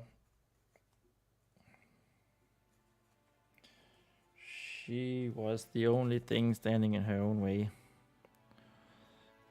Only thing standing in her own way. Infinity Cute says, I'm reading a book that I'm not sure if I should finish. Do you think I should finish it? I don't really know if I can answer that. What's the book? It's Keeper of Lost Cities by Shannon Messenger. So I don't really know that one or her.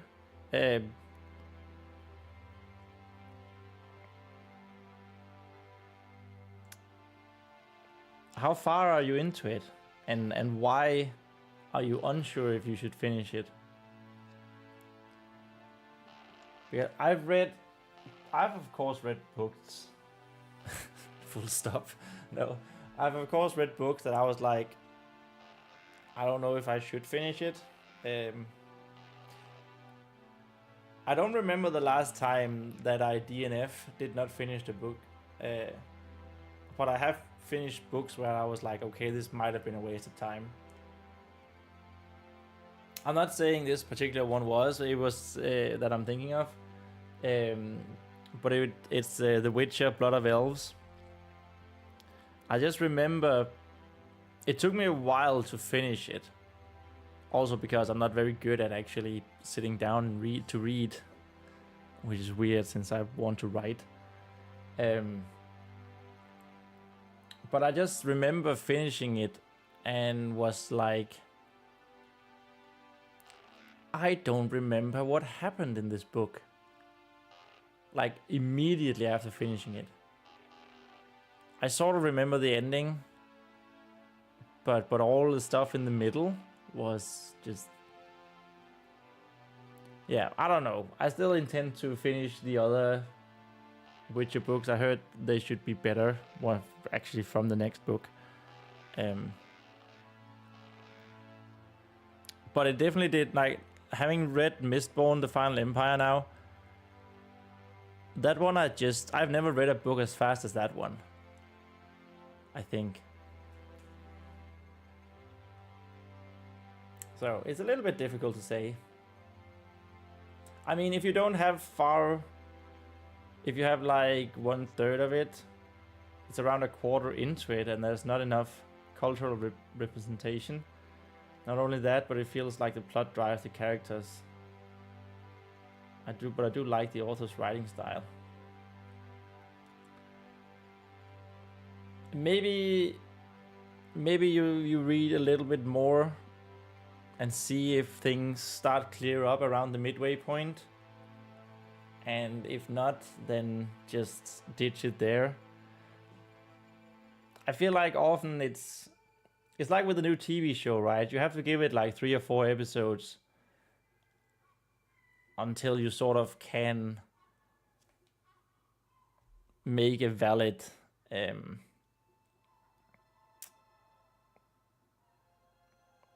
what's it about, if you like it or not, right? Yeah, thanks. Yeah, no problem. Sometimes it is just to give things a little bit more time. I feel like, yeah, I'm sure all of us have experienced something that starts really slow, but you end up loving it anyway. Yeah. And I also feel like if you haven't, like if you've read half the book, you've definitely given it a chance, but also, you know, you haven't wasted a long time giving it that chance.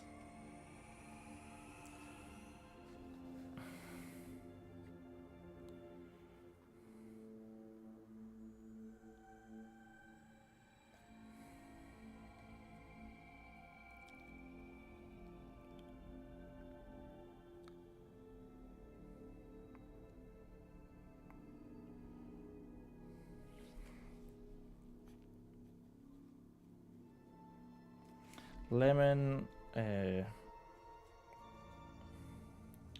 was also on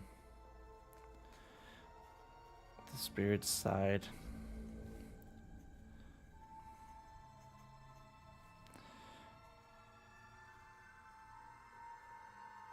Encouraging her with whistles and tweets.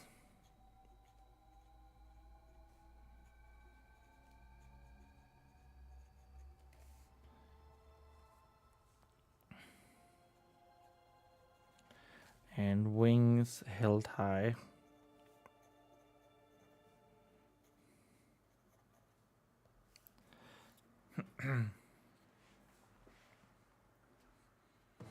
I've got to go. Infinity Cute says, good luck with the book. Thank you so much. Thank you for dropping by, Infinity Cute. And I hope to see you next time as well. Have a good night.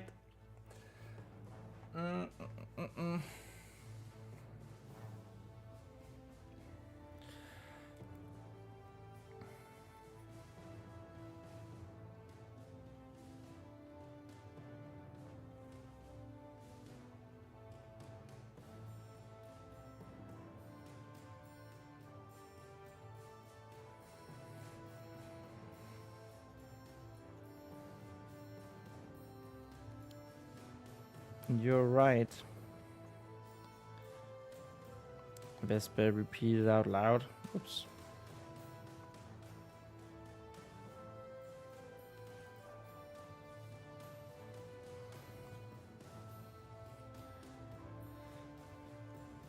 As she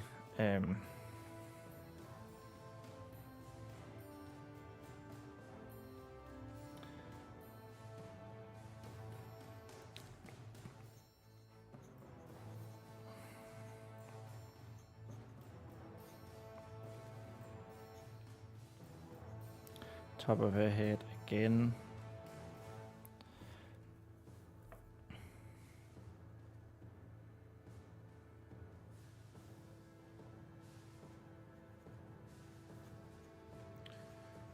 Both of you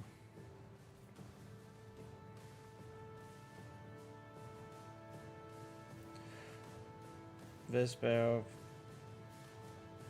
the Vigorous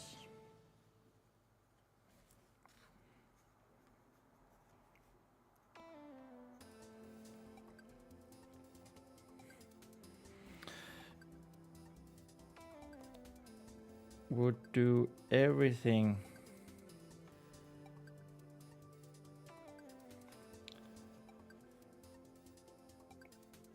she could to save everyone.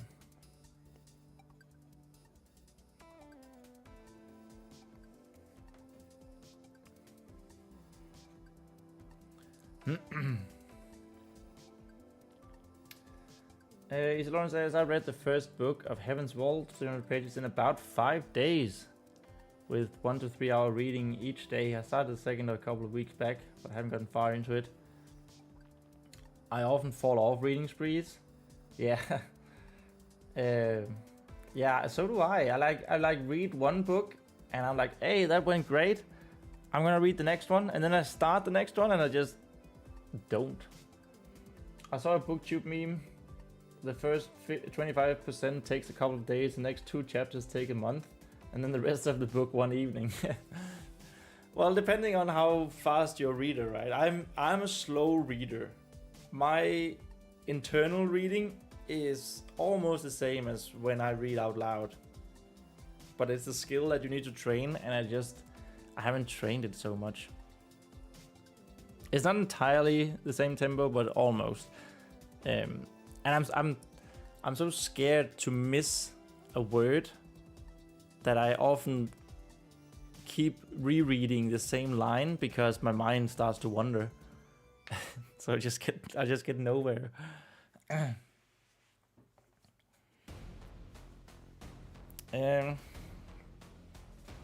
Okay.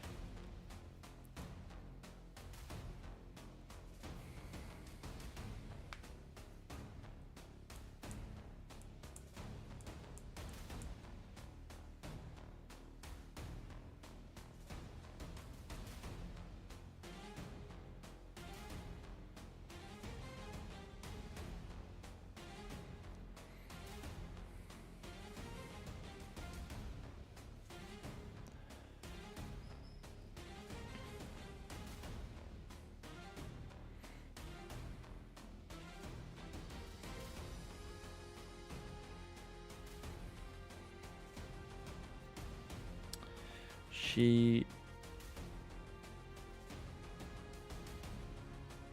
took the torch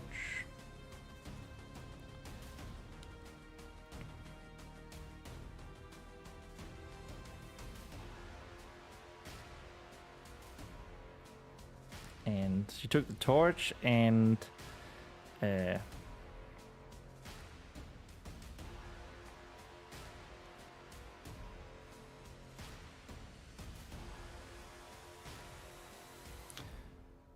I already had placed, but I'm going to use it again.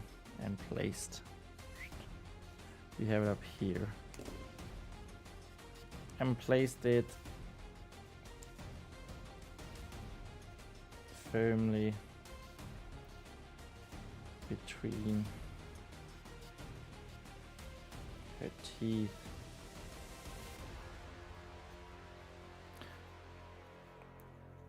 As she needed both hands to climb down from the shelf.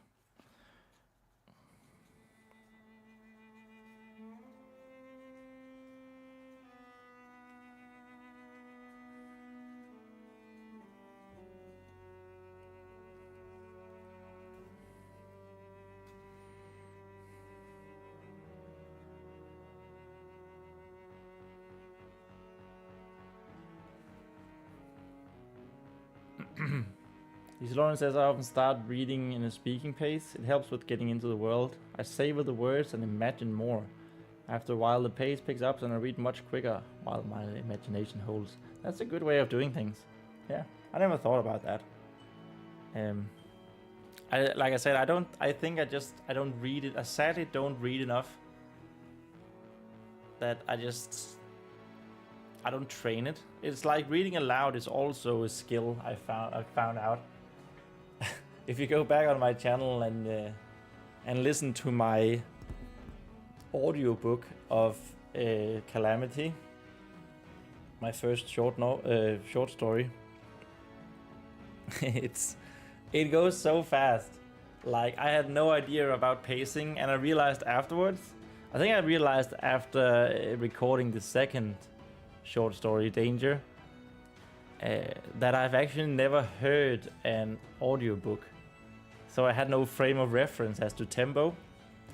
And especially for Calamity, I edited it in like a way where I removed almost all breathing.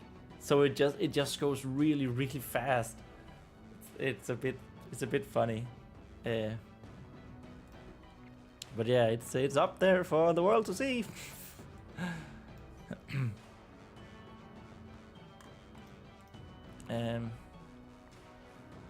Or here, in this case.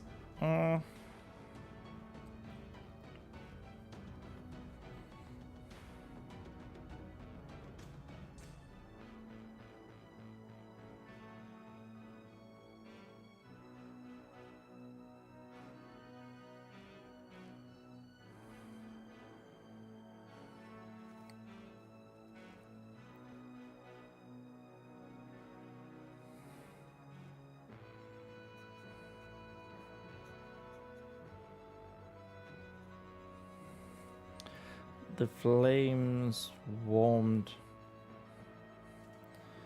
the side of Vespa's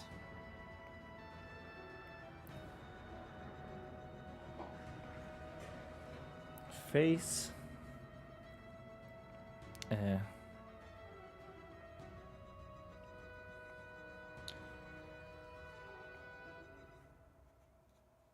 As she ascended, one stone shelf at a time.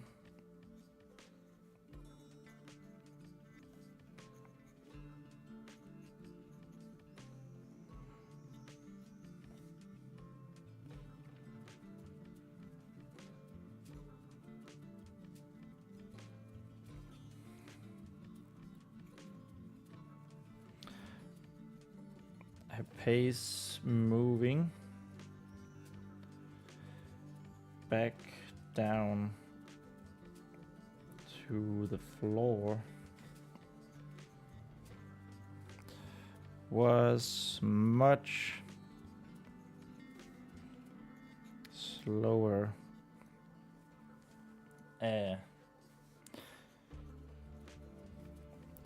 than what it had been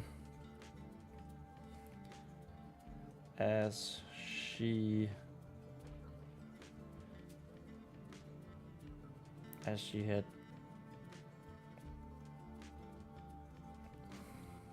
moved up to find the vent.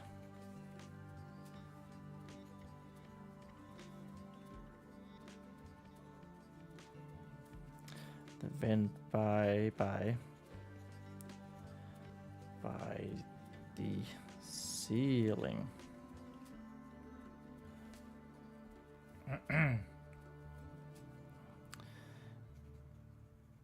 And her heart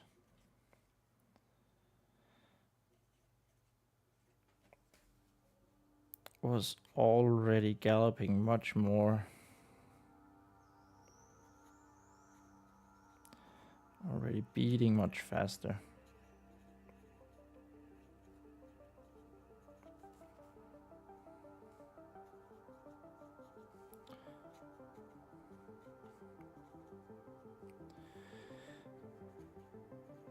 Even though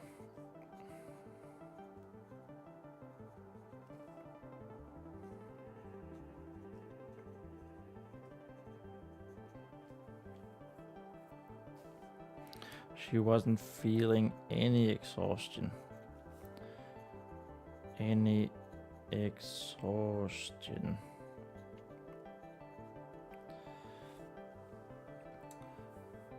Isolon says, I know some readers like to make notes in their books. They mark passages that are well written, and they make notes of their thoughts in the margins. I never write in books I read.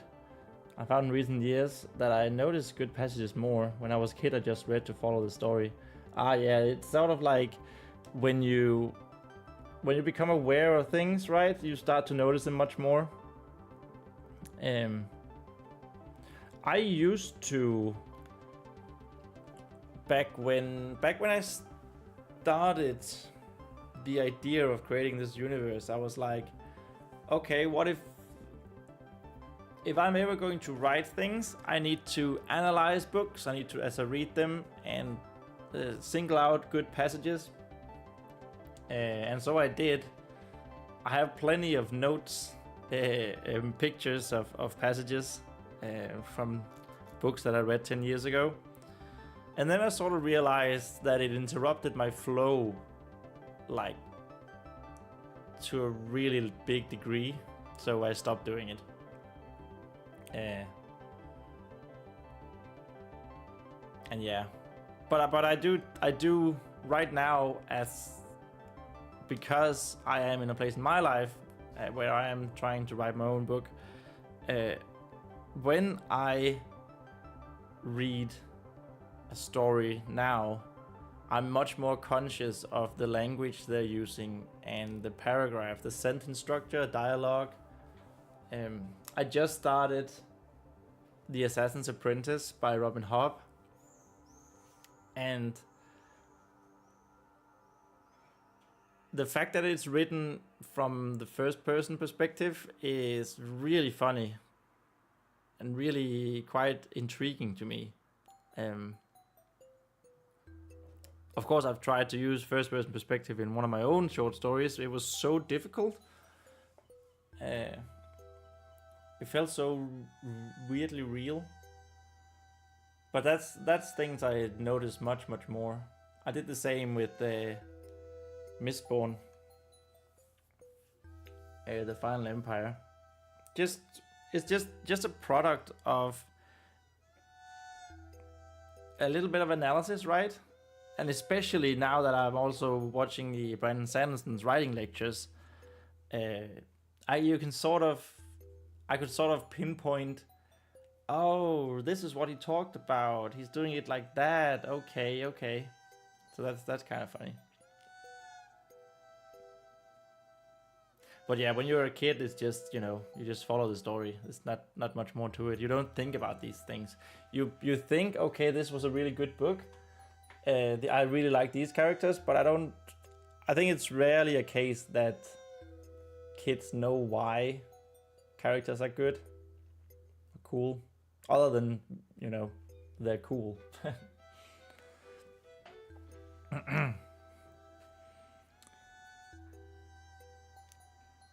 um...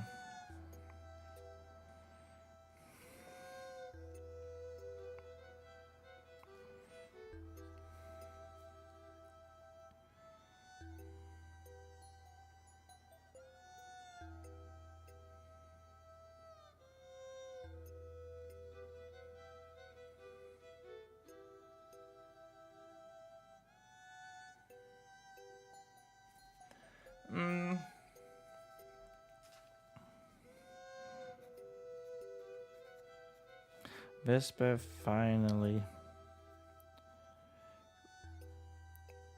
reached the floor.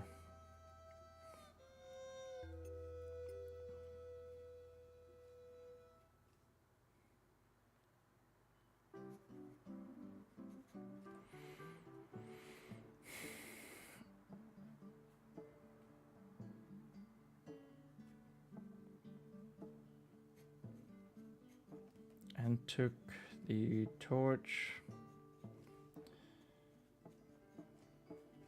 into her gauntlet hand. Whoops. Oof. Almost ripped the paper there. That would have been a disaster.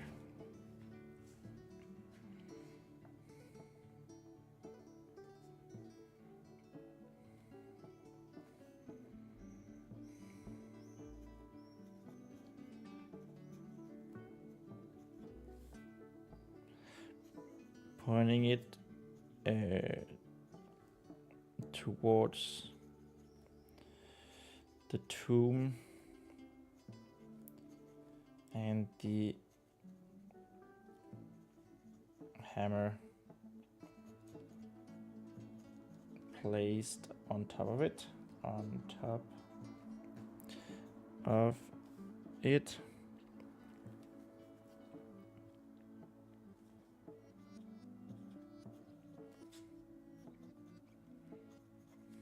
She tried taking a step.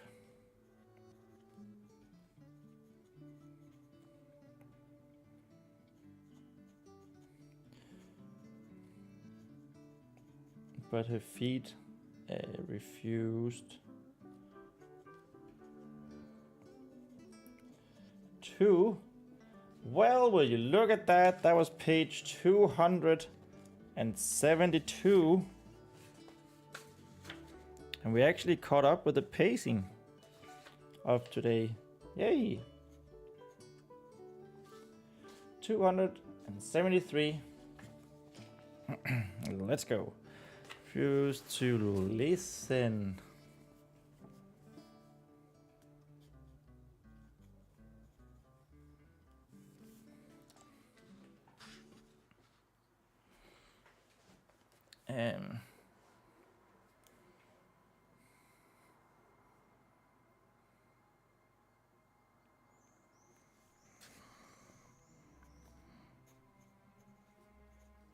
Come.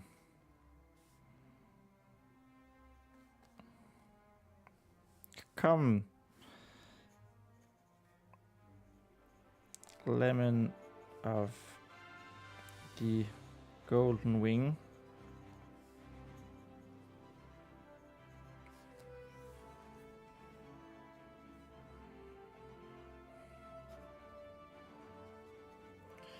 Vespa began to narrate.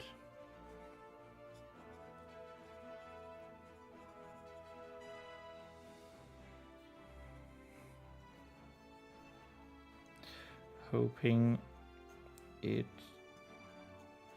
would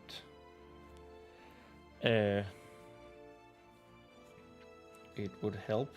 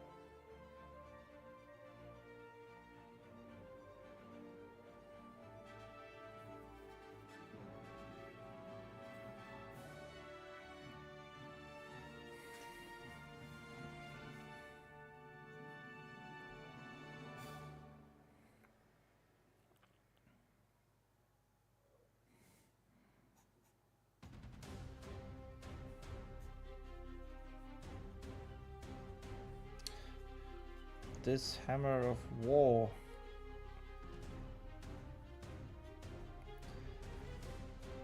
will aid us greatly in the battle to come.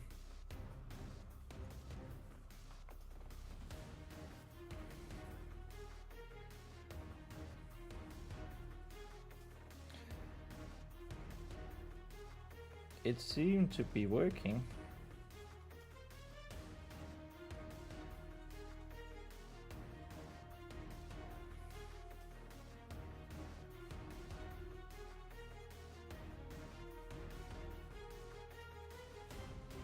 As Vespa finally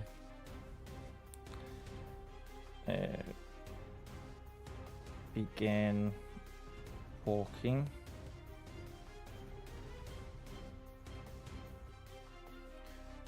towards the tomb. Renea's tomb. Rena is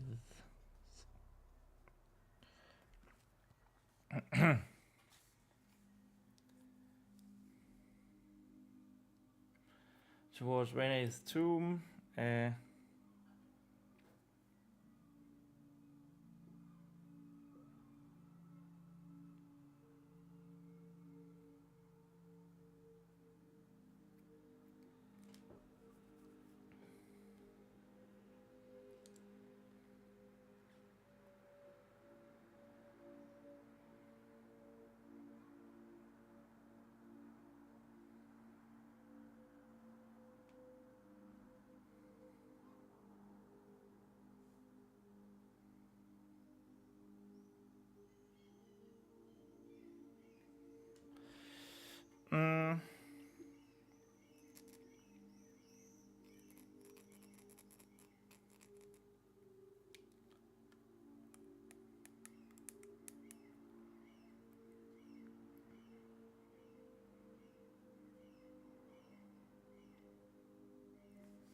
Albeit slowly.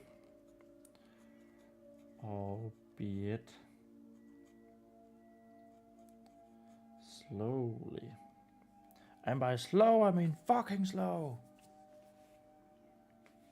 Now that's a reference. Hey, number fact. 273 has many properties, but too complex to mention here. One fact is that minus 273.15 Celsius is absolute zero. End of number fact. Thank you, Easy Lauren, for that number fact.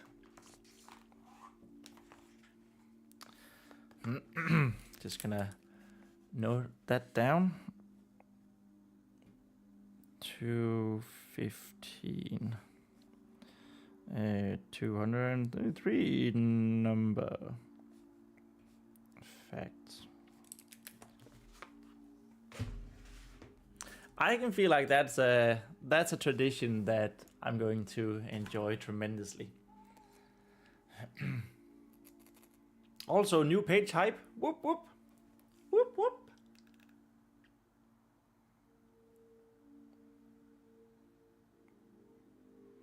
Actually, I think I need to close some windows. There's a draft in here now, and it's not very hot anymore. Be right back.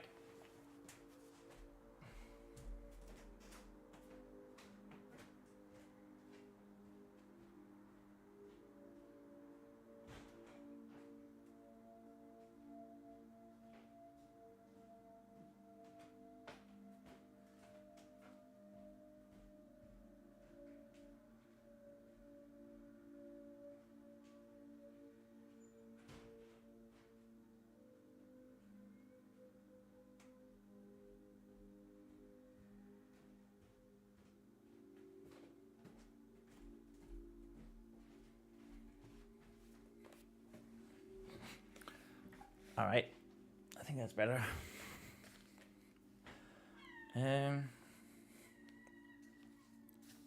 I don't know if you can hear the seagulls outside.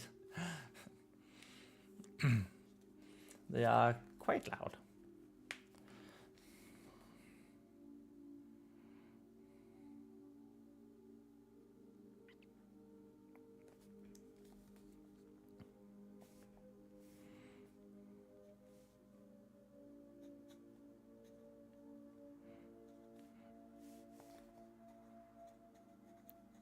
This weapon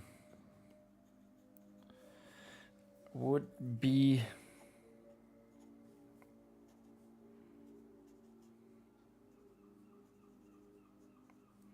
a valuable ally in the fight.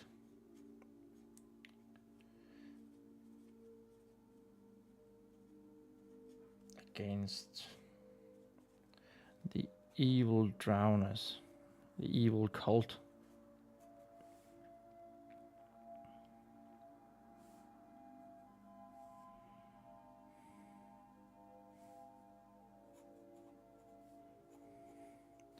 For our heroine, and her mighty companion.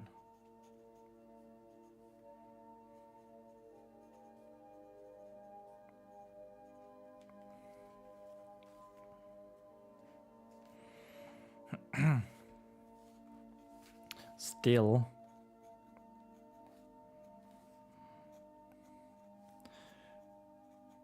the trek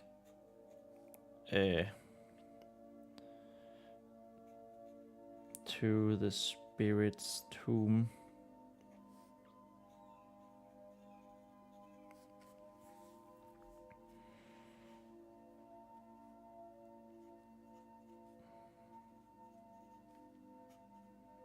seemed longer than it ever had.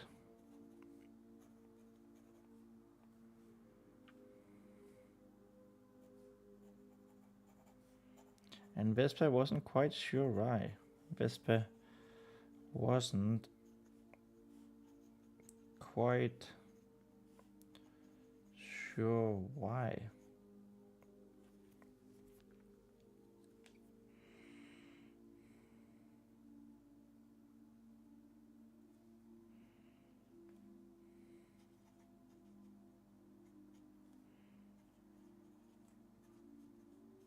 But something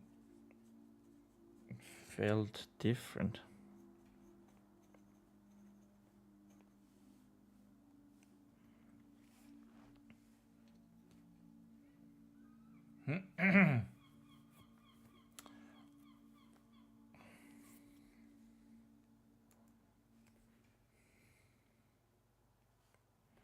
This time,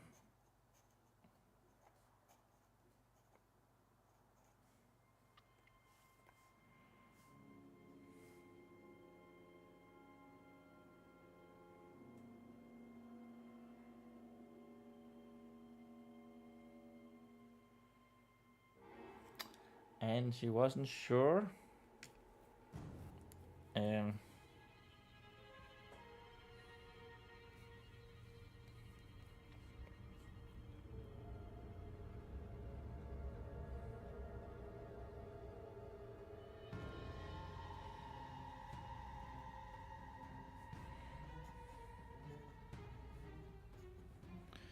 Was it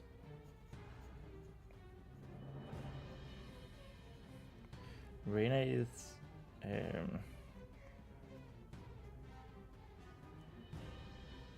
reassurance?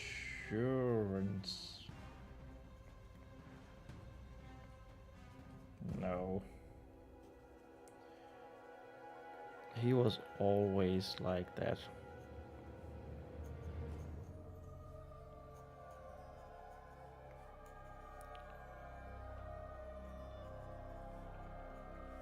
Maybe it was Lemon's whistles of encouragement.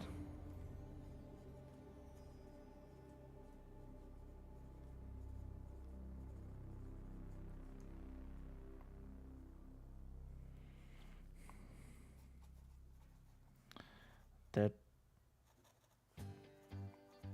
made it feel like this.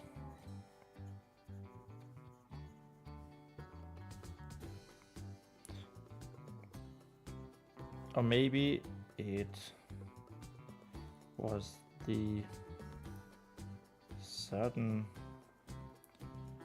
overwhelming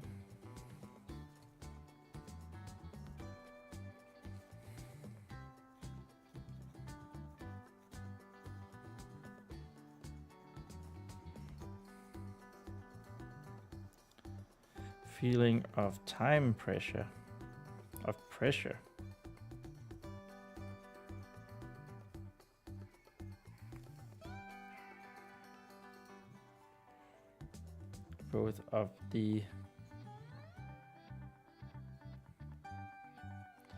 both of time and expectations.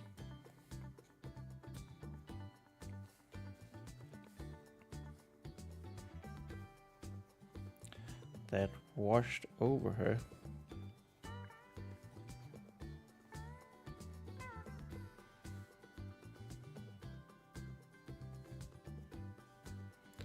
Or maybe it was a little bit of everything.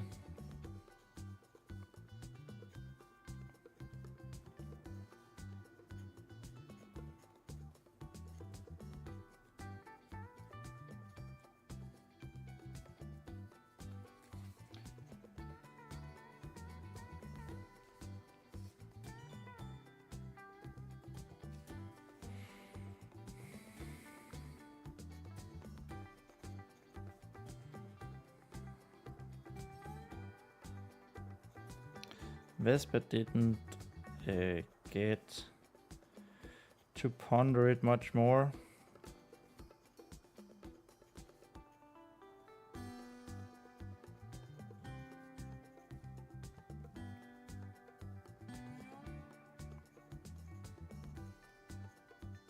Suddenly, she was standing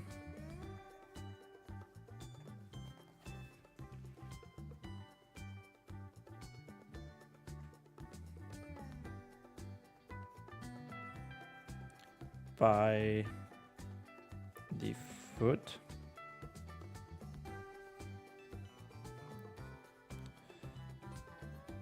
of Rene's tomb platform.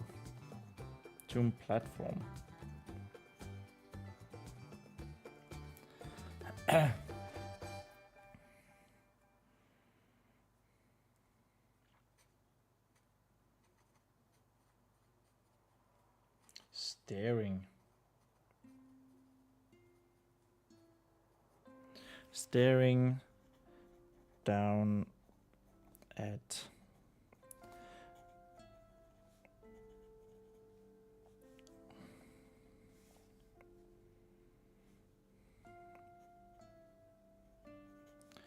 and the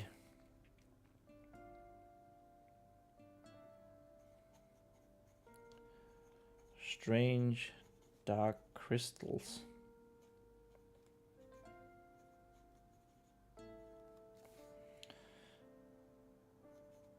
growing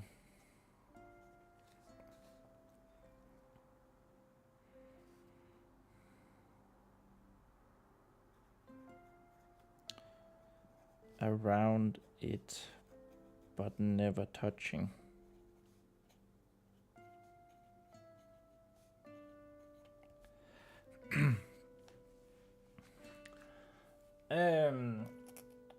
Okay.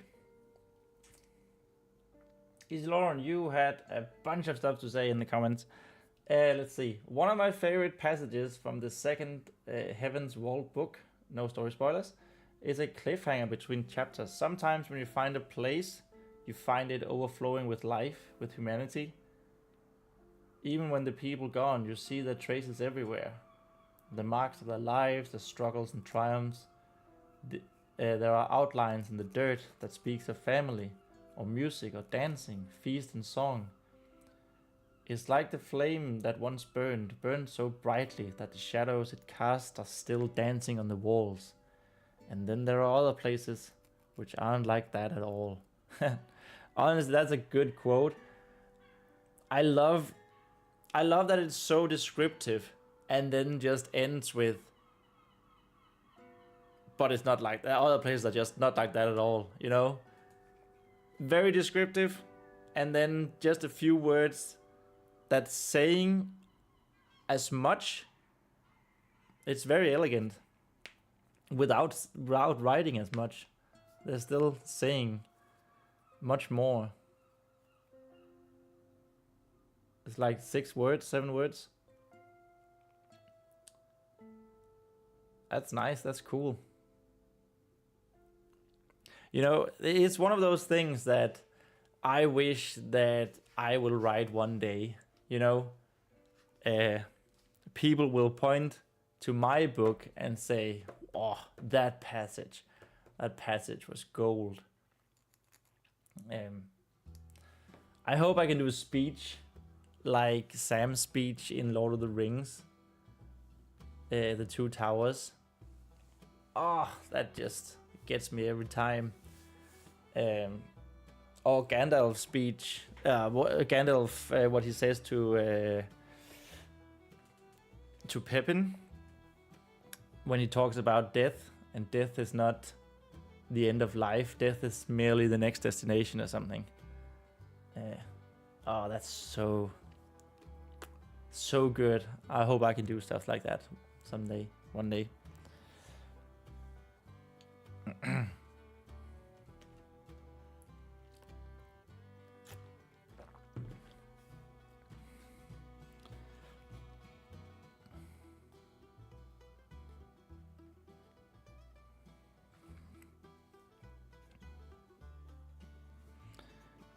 Can I ask you one thing?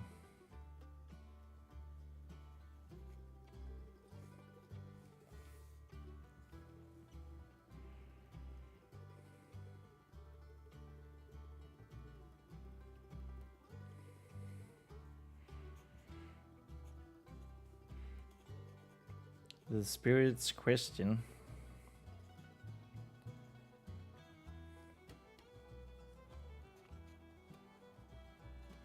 Almost scared. Almost made Vespa jump. Made.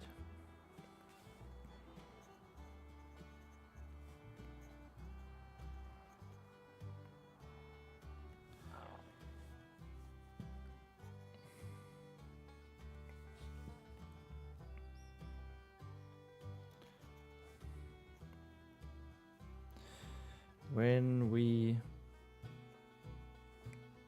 are done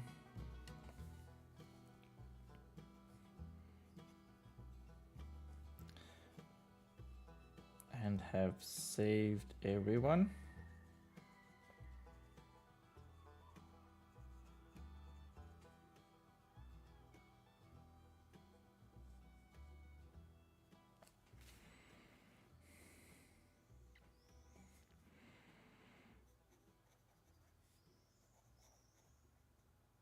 can you please place me back here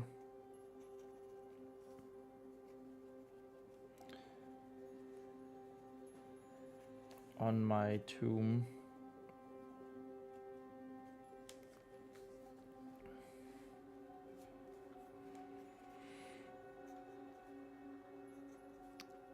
It is not that I particularly enjoy it here. Particularly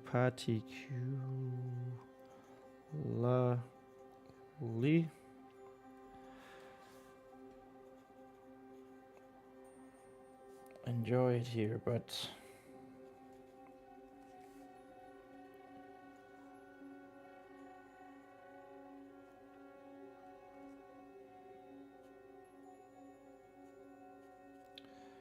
The spirit paused, as if choosing his words carefully.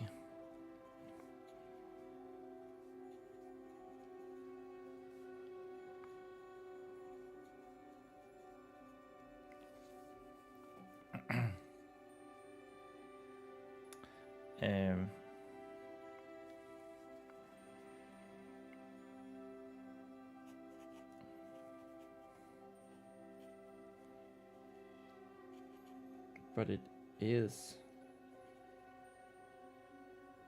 important.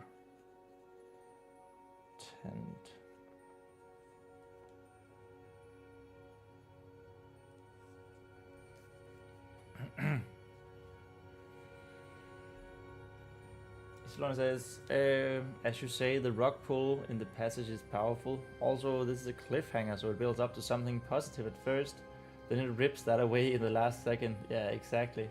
You're already stressed out before reading the passage. Oh, that's cool. That's really cool. Those Heavens, you've been talking so much about the Heavens Vault books. That they're definitely on my list of stuff to read.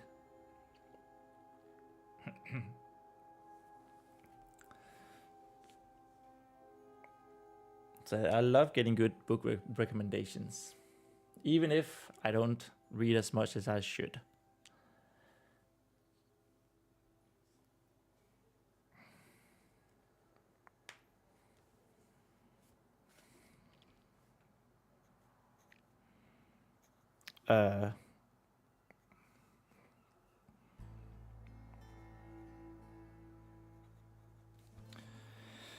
Vespa was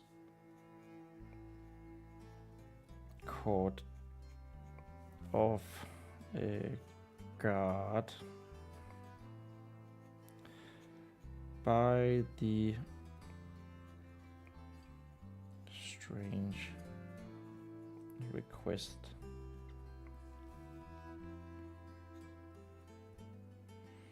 I am sure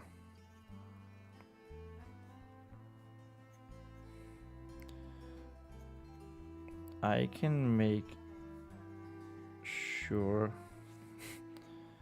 of that? Question mark. Good.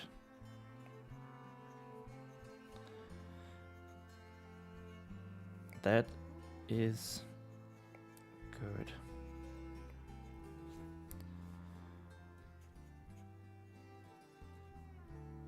Renee replied in his usual manner. I replied in his usual manner.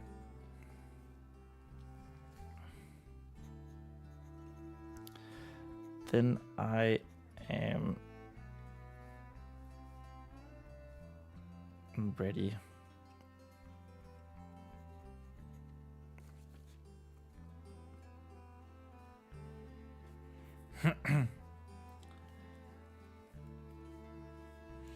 I'm a fan, and they're the books that are on my mind, my most recent read. Yeah, I get that. It's like I talk so much about Mistborn: The Final Empire. It's what, 16 years old now. I've only just gotten to read it. No, is it 20 years old now? I think it's the 10-year anniversary that I borrowed from the library, and that's from 2016. Mistborn.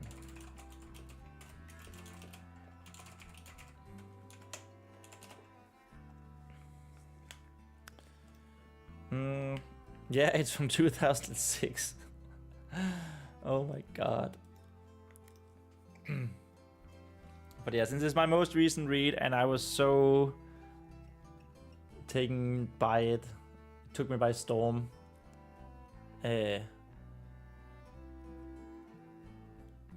I just mention it everywhere, I feel like. In every live stream, every video, every example. It's Lord of the Rings, Game of Thrones, Warcraft, and Mistborn. Those are my 4 go-to references. A Song of Ice and Fire. Not just a Game of Thrones.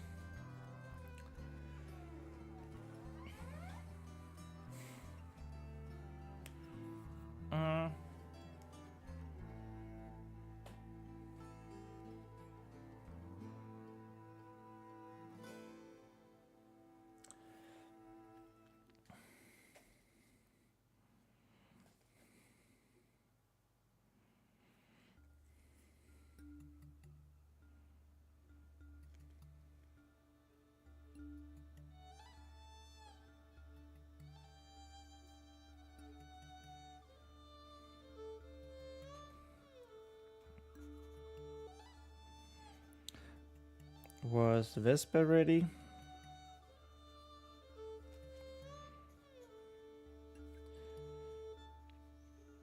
She wasn't entirely sure.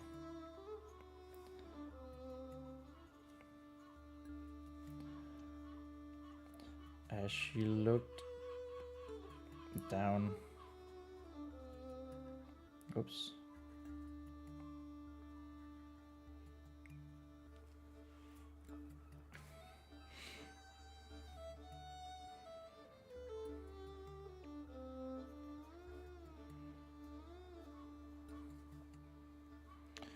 At the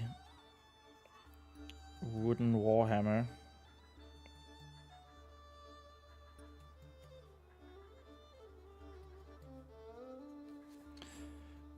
With its greenish and flaky bark.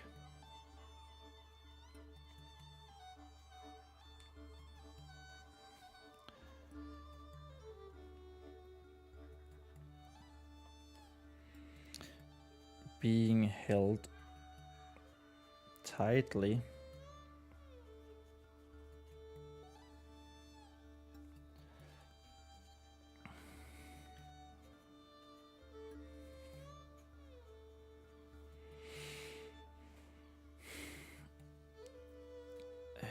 by the statue half submerged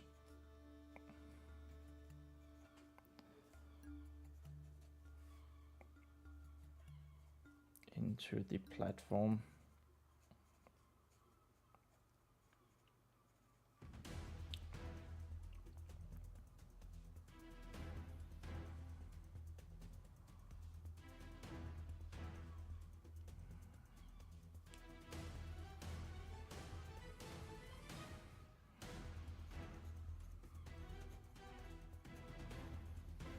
She stared at the large hammerhead.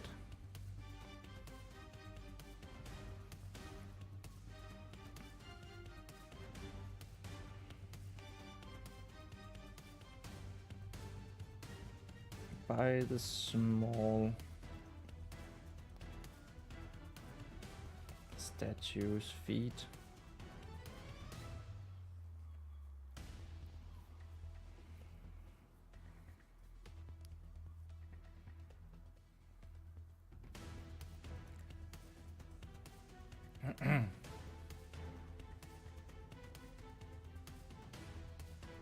Lauren says I'm reading that one as well. Mistborn.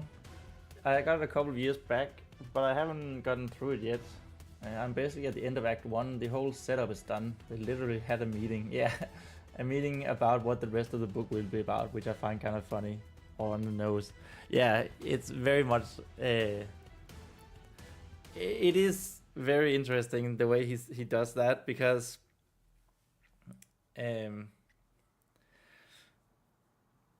like you say, it's so on the nose. And also, I just feel like... I find it so interesting that it's a heist that they're planning, right?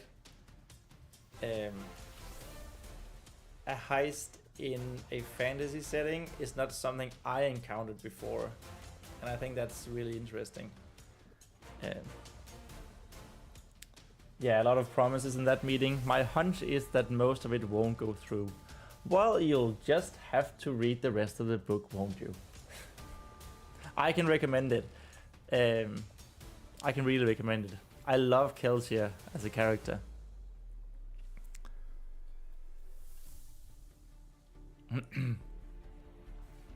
Yep.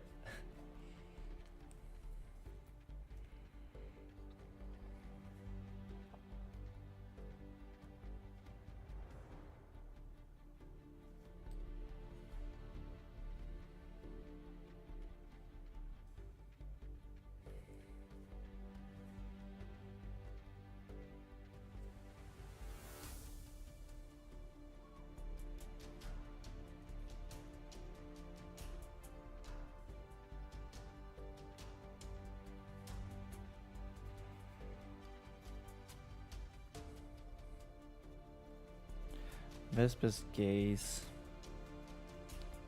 stop there.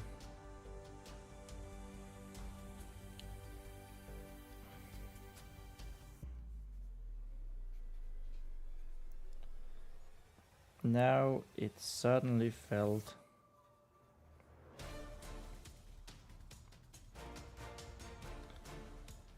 as if the entire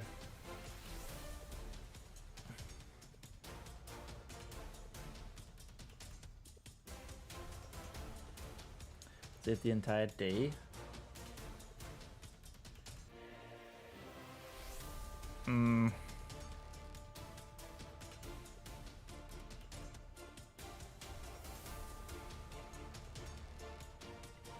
entire situation.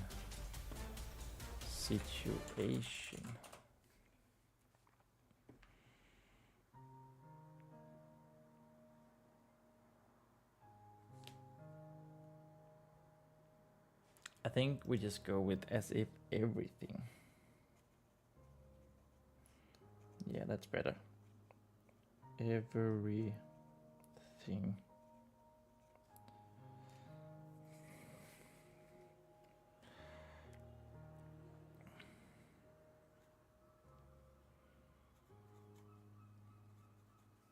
Relied solely on what was about to happen.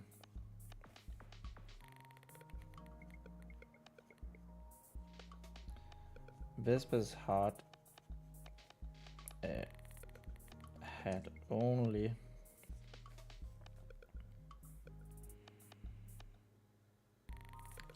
beat faster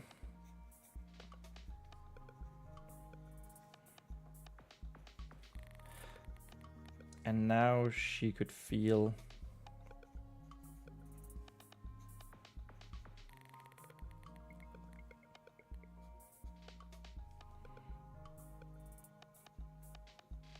the sweat starting to form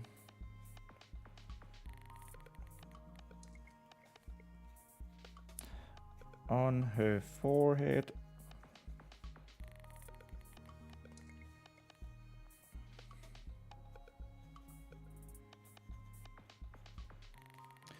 Despite the catacombs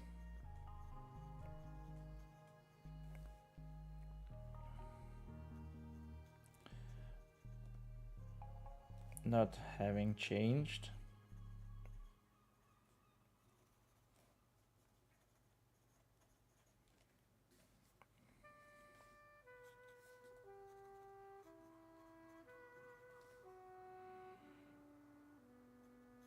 From its damp and cold state.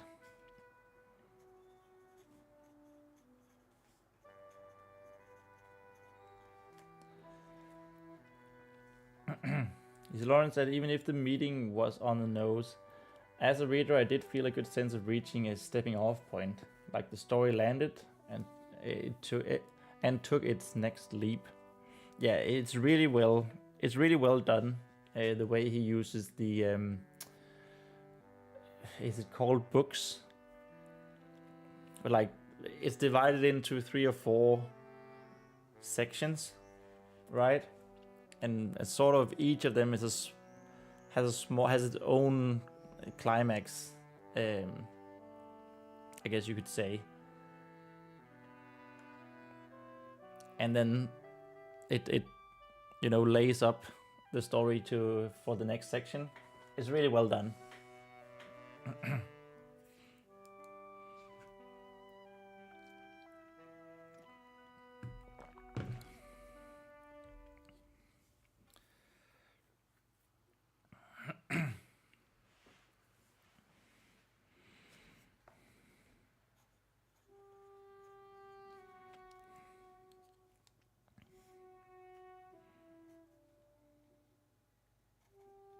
Lemon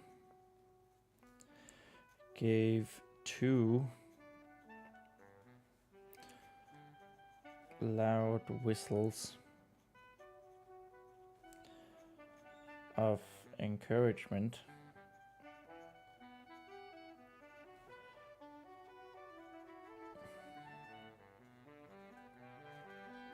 Snapping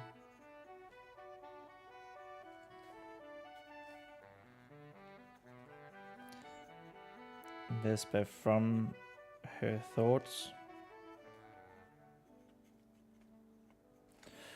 or rather lack thereof.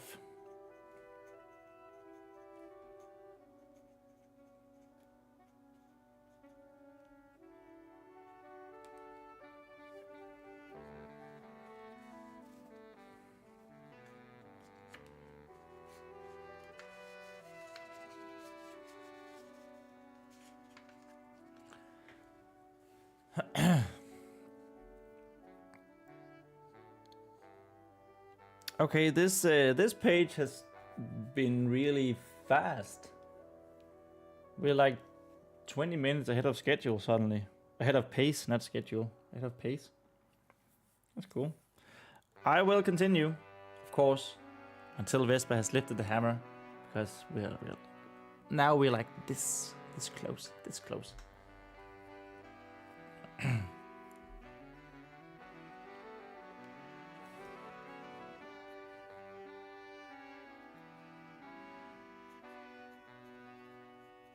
Thank you,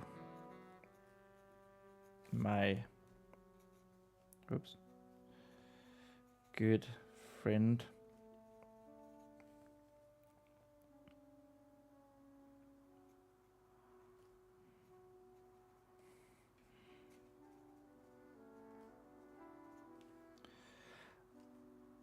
Our heroine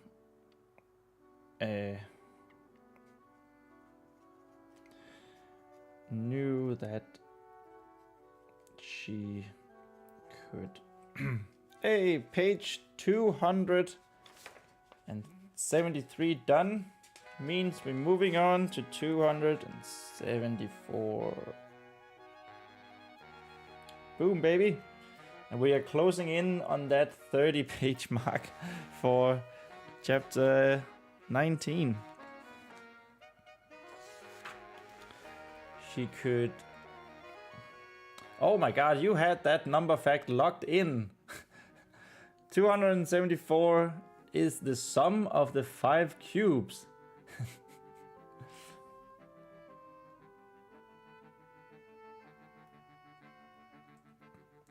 Is it squared? No. What's it called when it's uplifted to a third? It's not squared because that's 2. Cubed? Oh, it's just you. Okay, wow, okay. 2 cubed by 3 plus 2 cubed by 3 plus 2 cubed by 3 plus 5 cubed by 3 plus 5 cubed by 3. End of number fact. Bam. They're so mathematical, these number facts.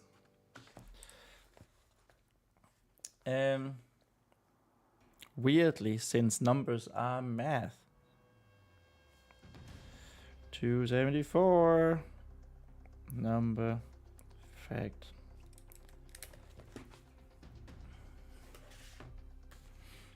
I feel that she could rely.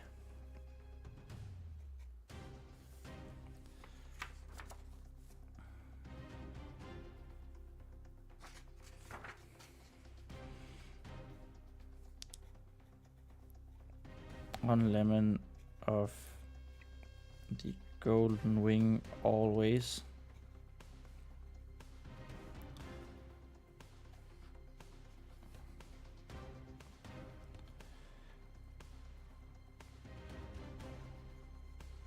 When things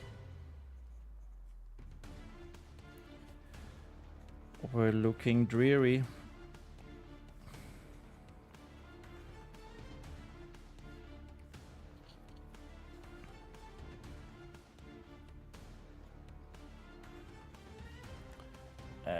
How do you say that?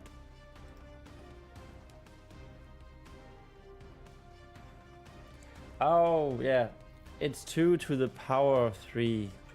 That's what I meant, yeah. To the power of. I knew that. I just didn't know it. Rømme.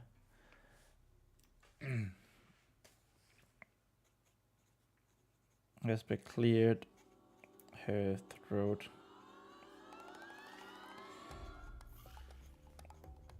Before continuing.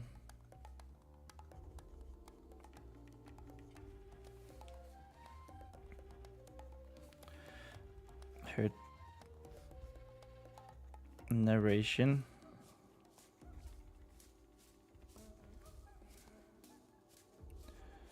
In her deeper, more stoic voice. It might just be because you said stoic earlier, Easy Lauren, that I'm using it now.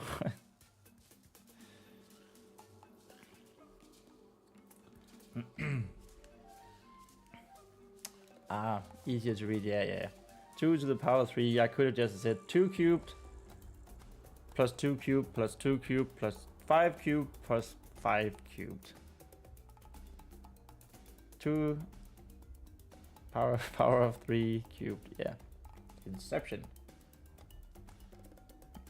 It's totally Inception that I used stoic because you just said it.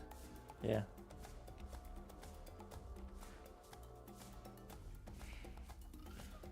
I'm gonna have dreams now about being stoic and Stoic the Vast from How to Train Your Dragon.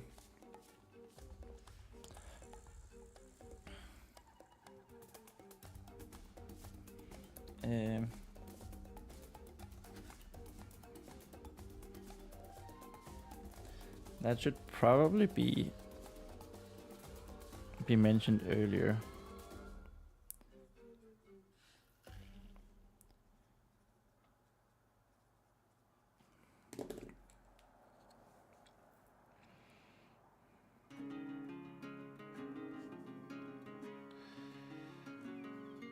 Vespa of the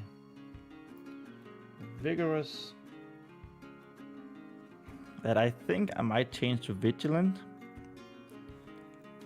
but that's for future.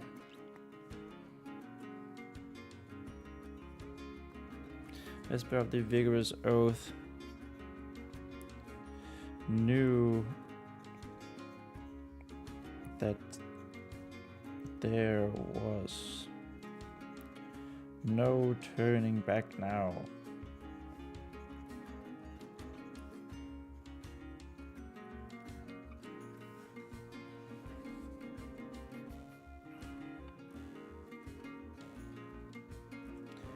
And even if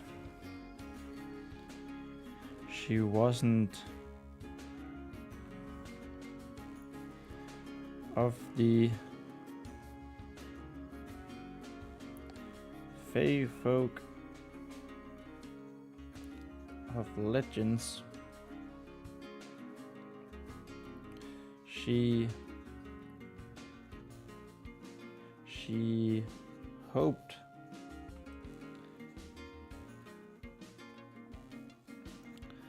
that her cause was just enough for them to lend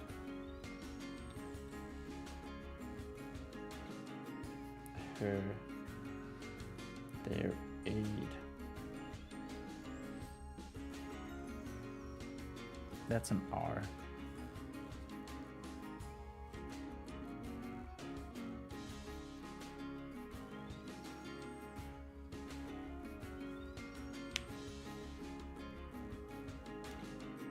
Yeah, not to be confused with philosophically Stoic. Well, it's a little bit like the philosophically Stoic, isn't it? I mean, they're sort of related, I feel like. But no, it was not intended as the philosophically. Man, I can really feel that we're going into the third hour of the stream. But my god, the pace on this last section has just been so nice. I just had a little bit of problem back here. And then after that, we just went on. Just went on and on and on.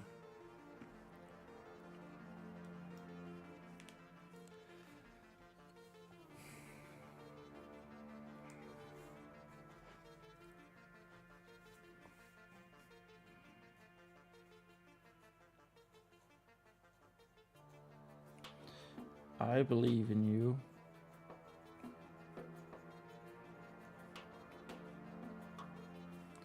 Ronean gently cheered.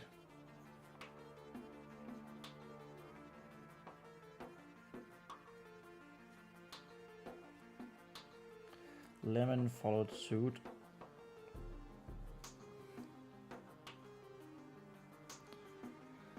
From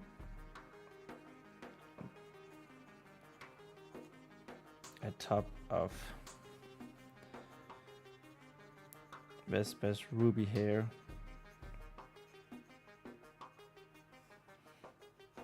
Although her cheering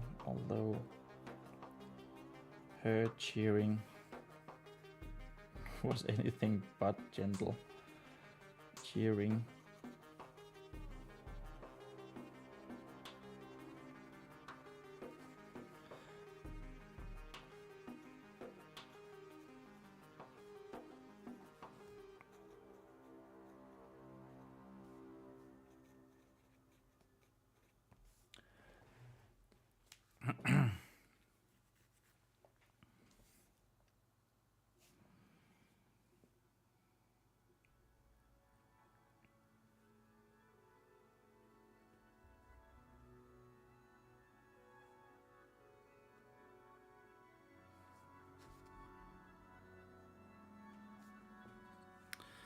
Um,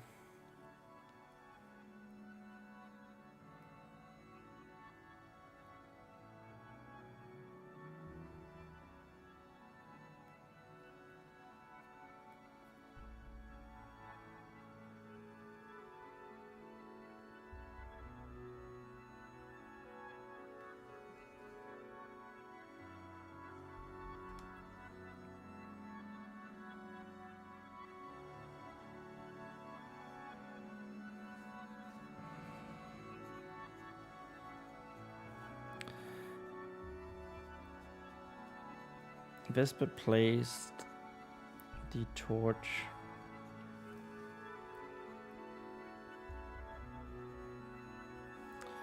upon the tomb's platform.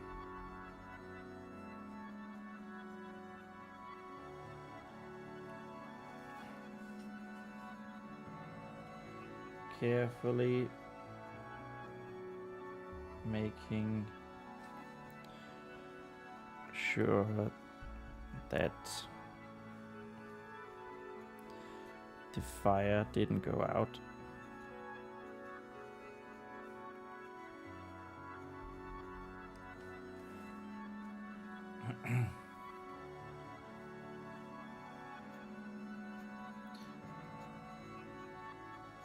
it almost looked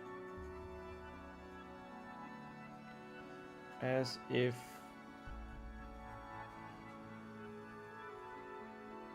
the flames tried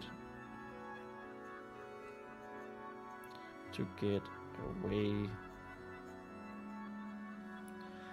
from the dark growing crystals.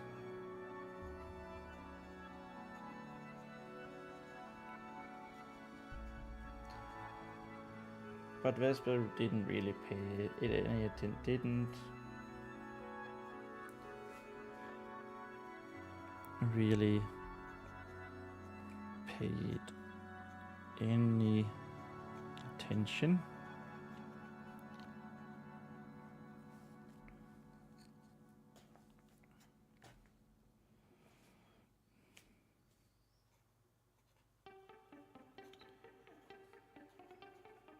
She was too focused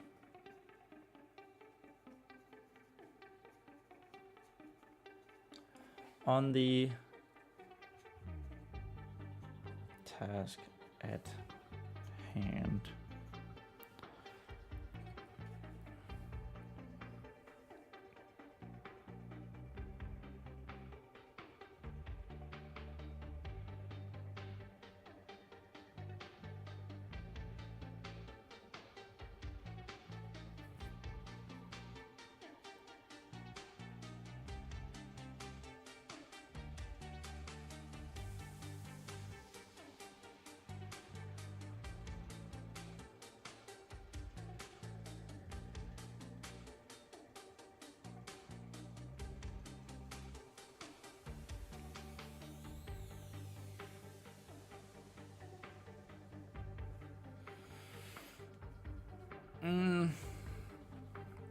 Okay, we're close, guys.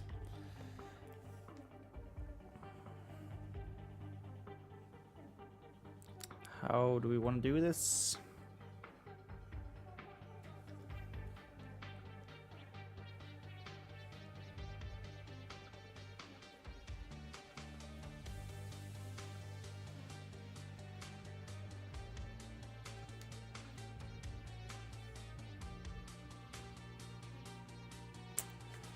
Um.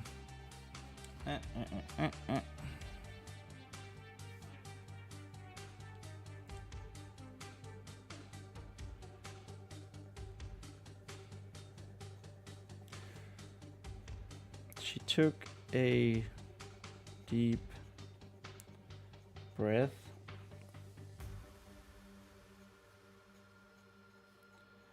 of the cold air.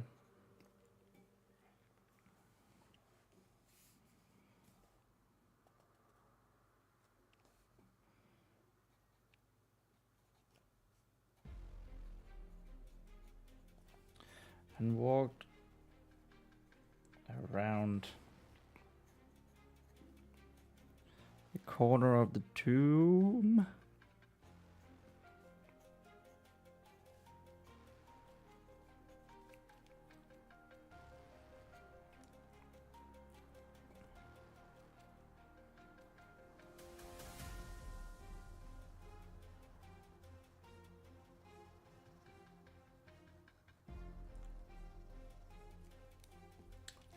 One word at a time, says Lauren. I answered, how do we want to do this?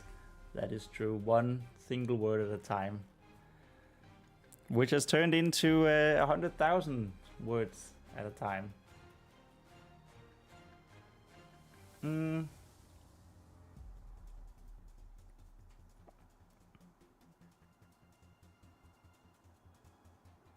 Walked.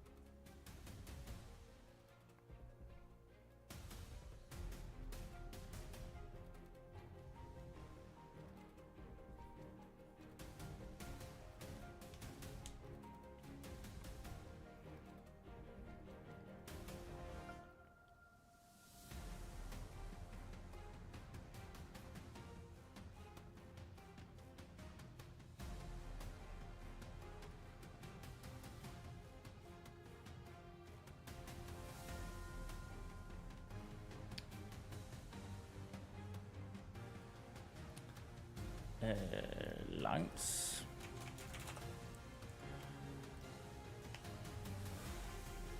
Long.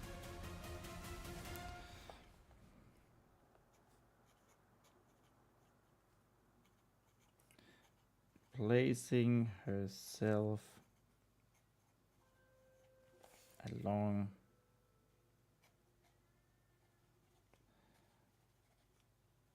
the hammer.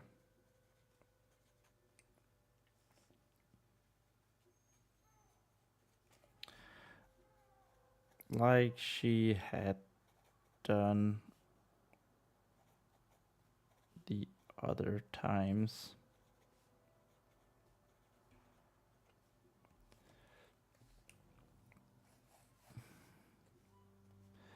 Make sure there are other times.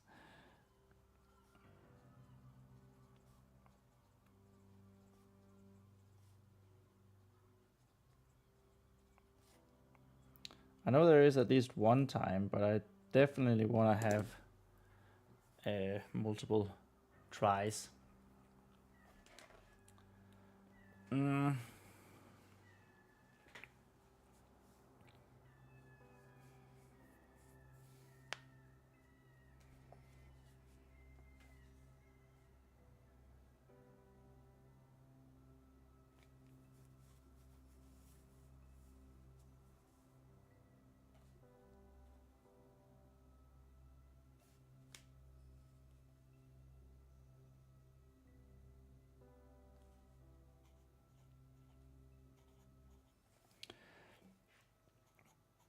Vespa placed a foot on the platform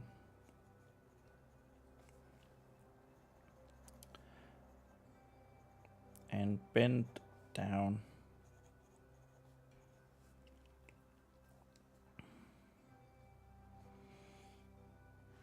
So that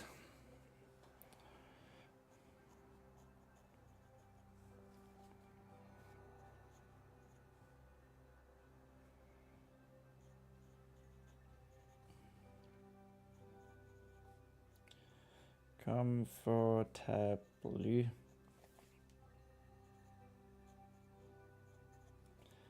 place both of her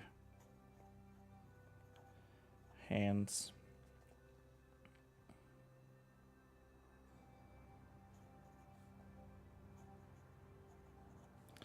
on the warhammer's handle.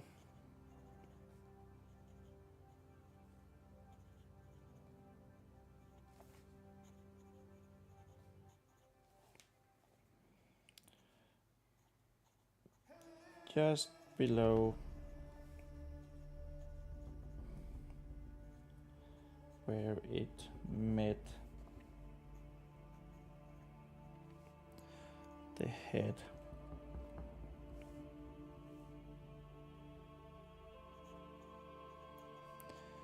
Just like the other times.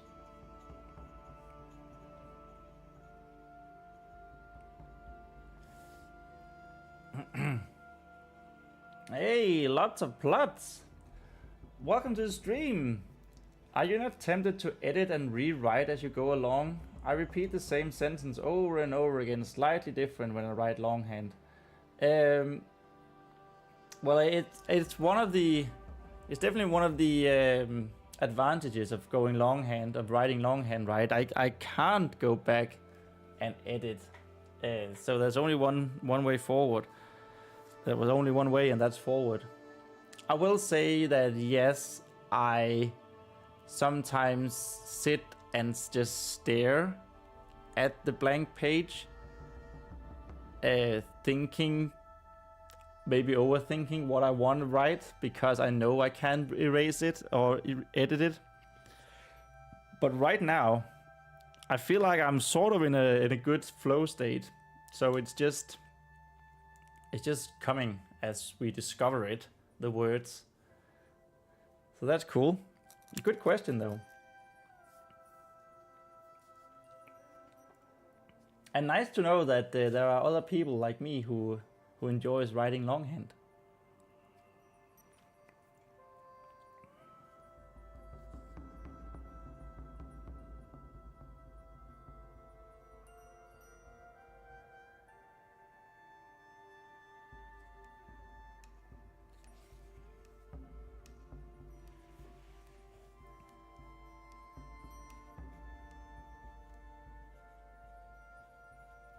She gave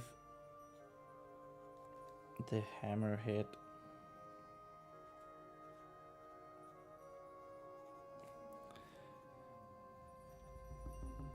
another stair.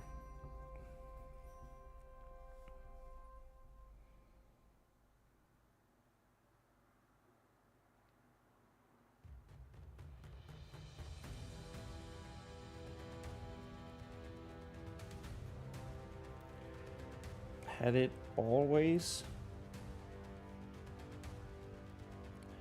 looked this big and heavy?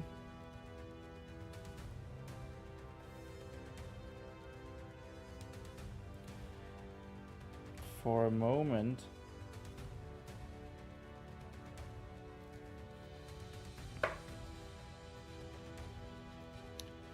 Vespa was sure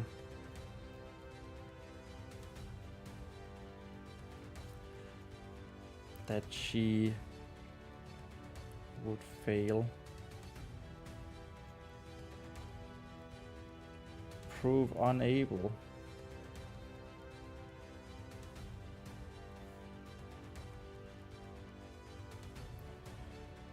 to lift the warhammer.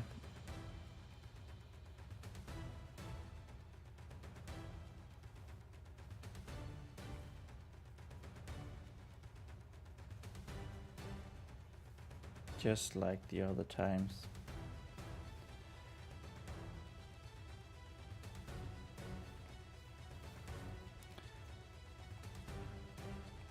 Everything was silent.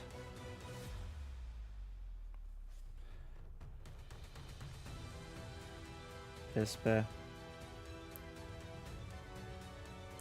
Ronean, Lemon, even the flames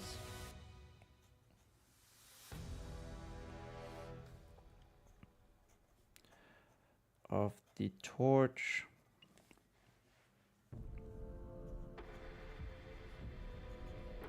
seemed to wait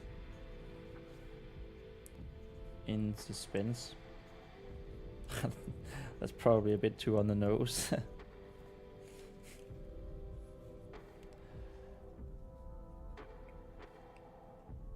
It's gotta be a different word for that.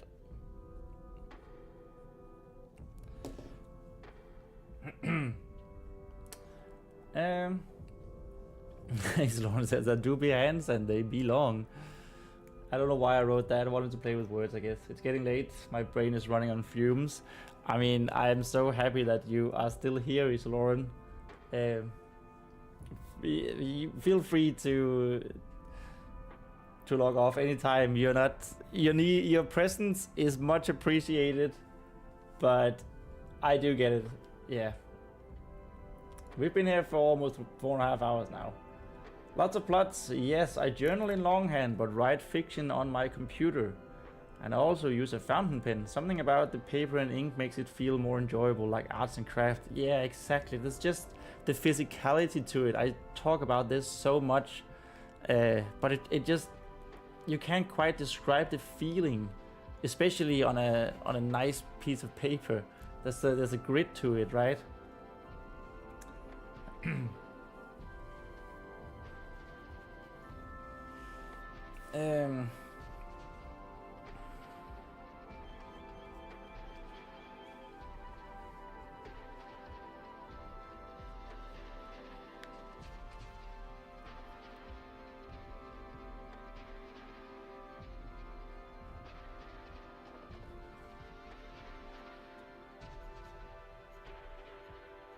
This This was the moment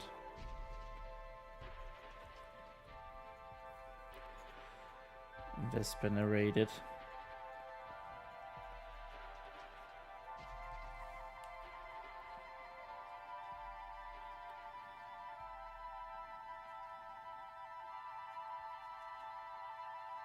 In an attempt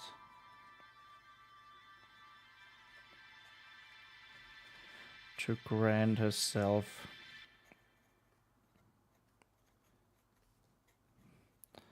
that final bit of courage needed,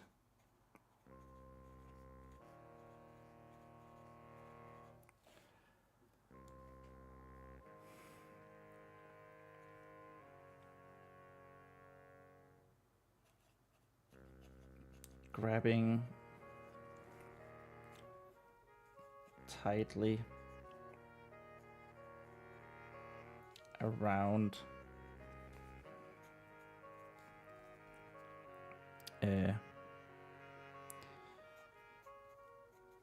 the flaky barked handle.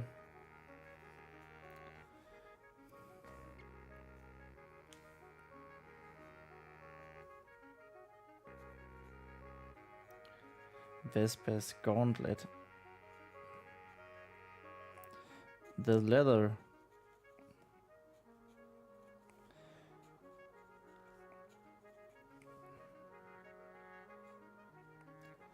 of Vespa's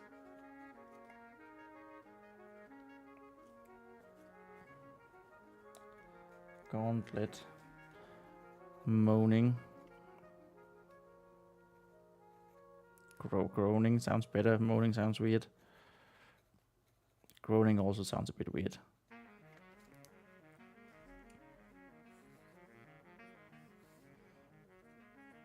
Weird.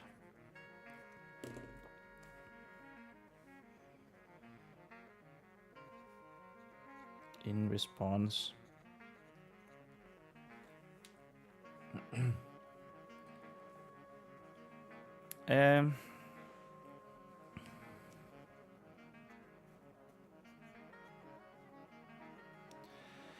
this was the moment where our heroine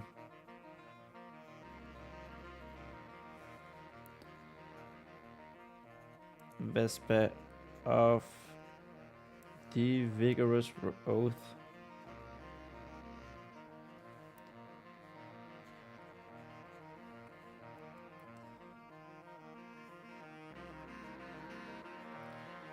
showed what she was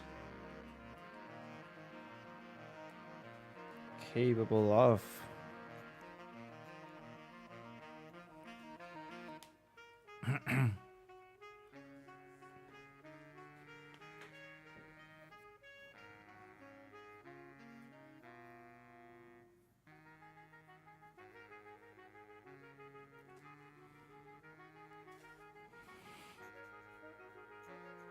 A thousand thoughts and none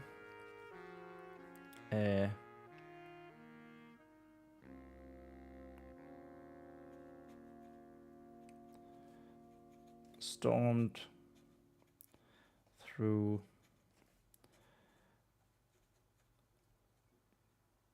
Vespa's mind.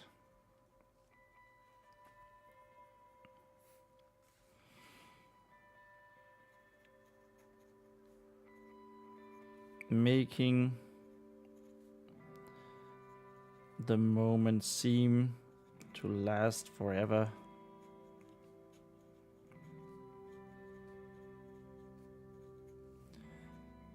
As she flexed her muscles.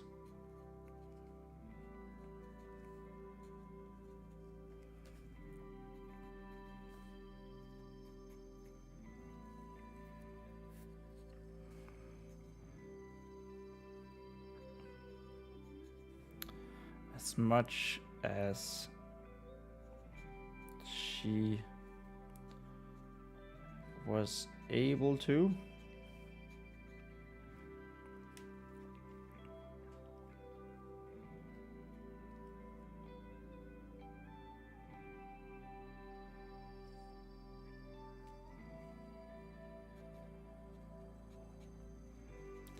Gritted her teeth and preemptively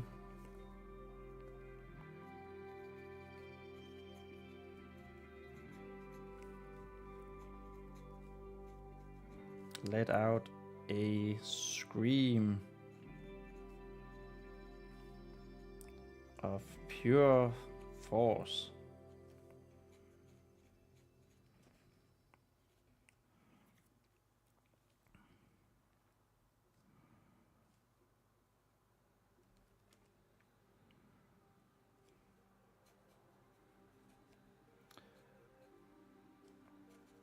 Actually, I want that in an... And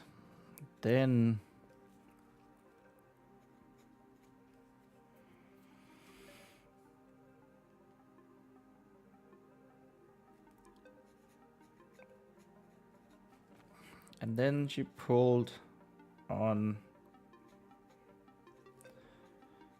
the warhammer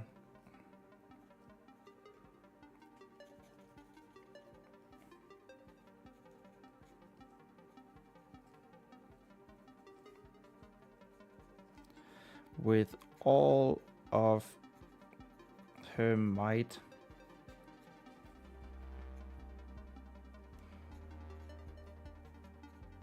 Her body aching.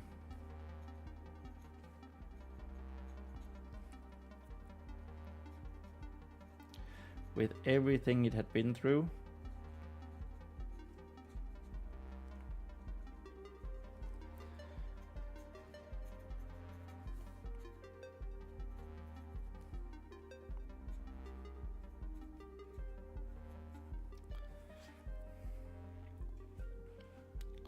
Body aching with everything it had been through.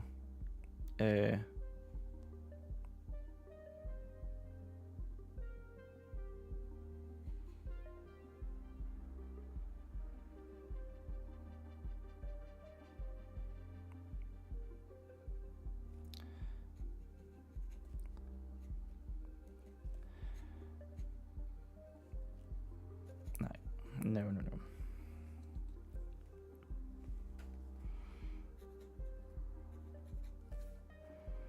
And to much of her surprise,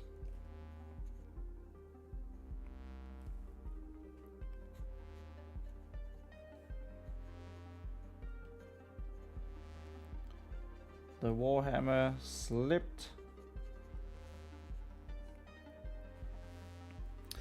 Hey, that was that was page 274.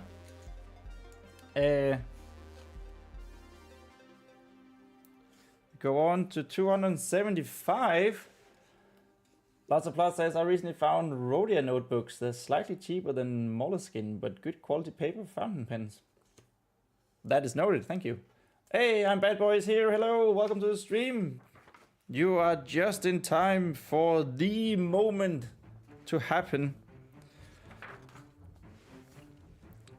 Slipped out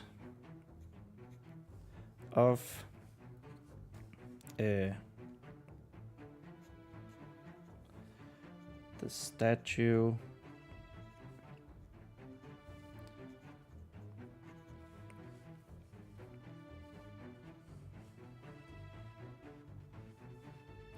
Statue's grip as easily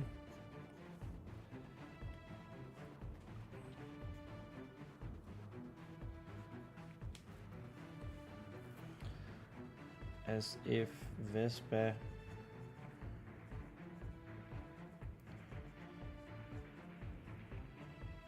was picking up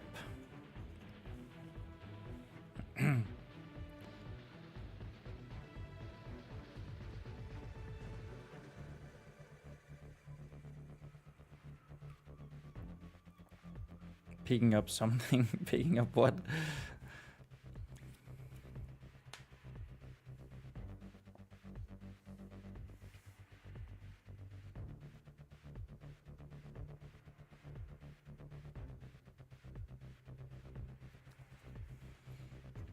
Okay, I don't think a fork in the kitchens.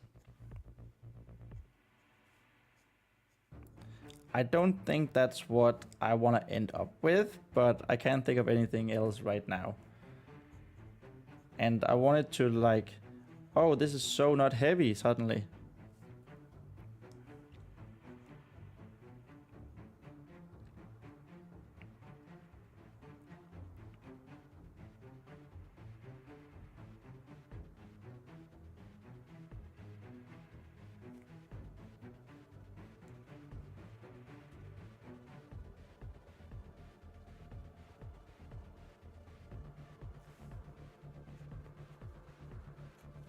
In fact, it was so light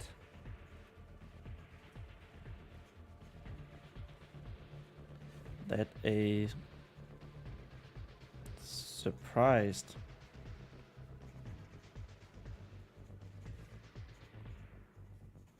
Vespa tumbled backwards.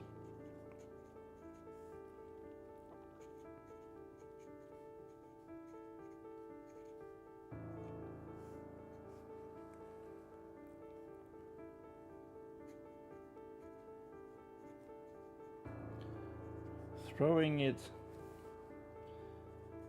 into the air.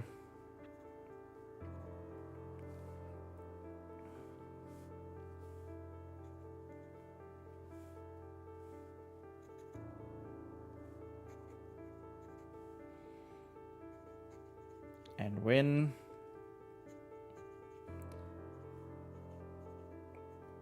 the warhammer finally landed,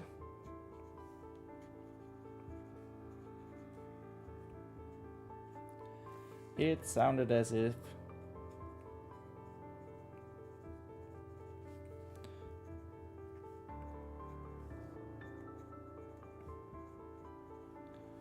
someone had dropped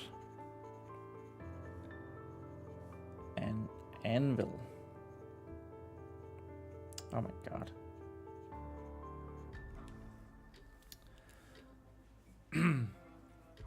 Bam. Okay, so that is going to be the end of chapter 19. Now, I will say, I was actually quite... Oh, that was a number fact. 275 is the sum of fifth powers to the 2 primes. 2 to the power 5 and plus 3 to the power 5. End of number fact. Thank you, Easy Lauren.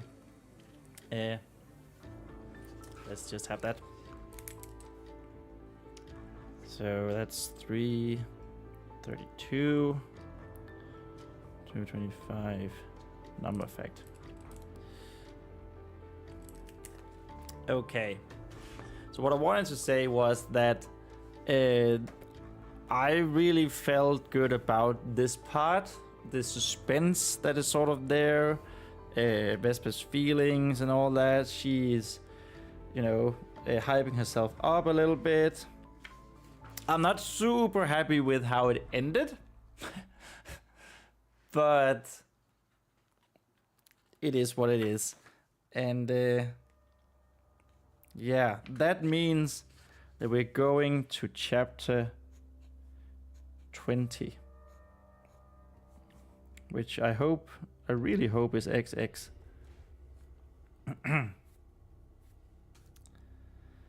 Oh my god, it's finally done.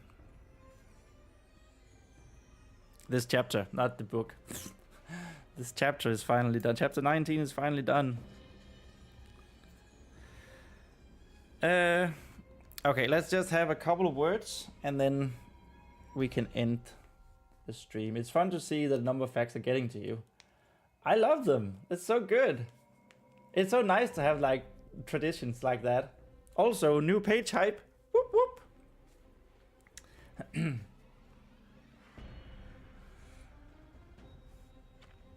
It's so fun having something to look forward to, you know? And I look forward to the number facts now. So you better be here for each and every one of my streams from now on to the end of days, Easy Lauren. Just kidding.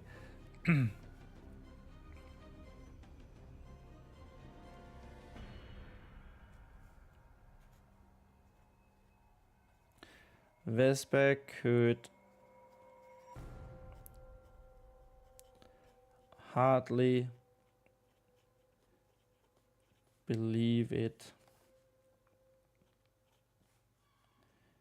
if it wasn't. That looked weird. Looks weird. If it wasn't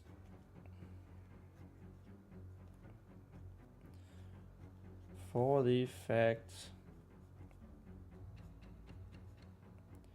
that we're gonna end it there on that sentence. He's Lauren crap. I'm sorry, dude. You started it. Now you have to finish it. And we're going to end today's session there in the first sentence of chapter 20. Okay, this was a really, really good session today, guys. There's been over 4 pages. That is wild. In 3.5 hours. Oh, the flow has just been amazing today.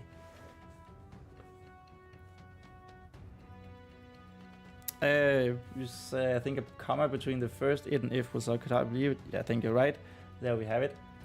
And lots of plot says, woo! Yes. So good to have you here. Lots of plots. And he's Lauren. And I'm Bad Boy if you're still here with us. Word count. 1 page, 2 page, 3 page, 4 page. And then we started here. We bring in the Master Sword of Counting now. 1, 2, 3, 4, 5, 6, 7. And I'm counting that as well. 8, even though it is just it's just the chapter, but it still counts because otherwise I mess everything up. And so let's just have that here so it looks kind of nice. We go here. And we go to our word count. It was 4 pages and 8, right? 4 pages. 1, 2, 3, 4, 5, 6, 7, and 8. Yes. 4 pages and 8 lines. Yeah, it's an average. All lines are in for the count exactamundo. So we press. Oh, we press this one. Oh. Oh, it worked. 1,534 words of today. Yes, I feel so good. And we are at 101,496. Will you look at that? And something went terribly wrong here. I think that's supposed to...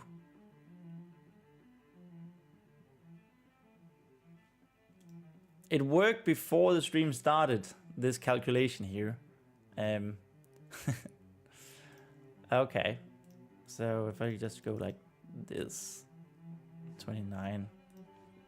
Okay, I think it works now. Okay. So I go here. We go into the frame. And I have prepared. Is that a record? It's not a record. I don't know if it's a pace record. It might be close. But I've definitely had sessions with more. Like the very last session of November, NaNoWriMo, I streamed for 8 hours there, and we ended up with 3,180 words. And in general, I streamed for, I think, almost a minimum of 5 hours during November, so hence why it's much bigger count. But for 3.5 hours, that might actually be a record. It went so well today. Anyway, I want to show you that I have a new progress bar going on. Boop. It's purple. Let's go. And this one. So I'm simply going to take this progress bar and we're gonna start all over. Lots of plus says you're nearly at day 100. How will you celebrate? I'm thinking cake and party hats. That's probably, and flags. I'm Danish. We use flags for celebration, so that might be it. And maybe Cool in the Gang playing a celebration on repeat, or at least just once. Yeah, it's gonna be good. It's gonna be great. I will say, of course, it's not 100 days consecutive days, because I started in the 1st of November, so the first 30 days were consecutive, and then the last 60, 70 days has been spread out since then. But whatever. Anyway, this here purple bar needs to go here, I believe. And we probably can't really see it, but this one needs to go here then. So this dual. Okay, you can sort of see it. You can sort of see it. Oh, of course, we need to update the progress text as well.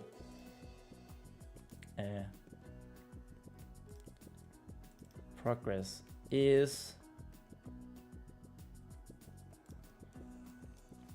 101,496. There we have it, and I will press here and I will transition there. And the Lots of Plus is still an achievement. It is still an achievement indeed. And this tonight was also an achievement. I want to thank you guys so much for being here in the chat, celebrating with me as we finally, on the 30th page of the chapter, we finished chapter 19. We are over 100,000 words. It's not necessarily good, because I know that I repeat myself and I go in circles sometimes. Whatever is an achievement. Vespa has lifted the hammer.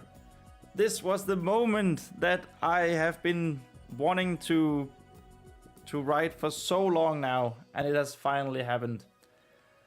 That also means we can get started on the actual climax chapter, which is going to be interesting with action and all that jazz. And I think I need to order a new book because I am actually running out of pages to write on here. Anyway, shall we end for tonight? Thank you guys so much for watching. Please remember to like the stream if you haven't already. It really means a lot. And if you're new here, subscribe. We have lots of fun writing this, chatting as we go along. I got other stuff on my channel as well. That is centered around writing, if that's of any interest. And finally, just remember that we write our own stories. All right, I will see you next time, which will be on Monday the 6th of July. Same time, 8 p.m. Central European Summertime. And I hope to see you there. All right, bye.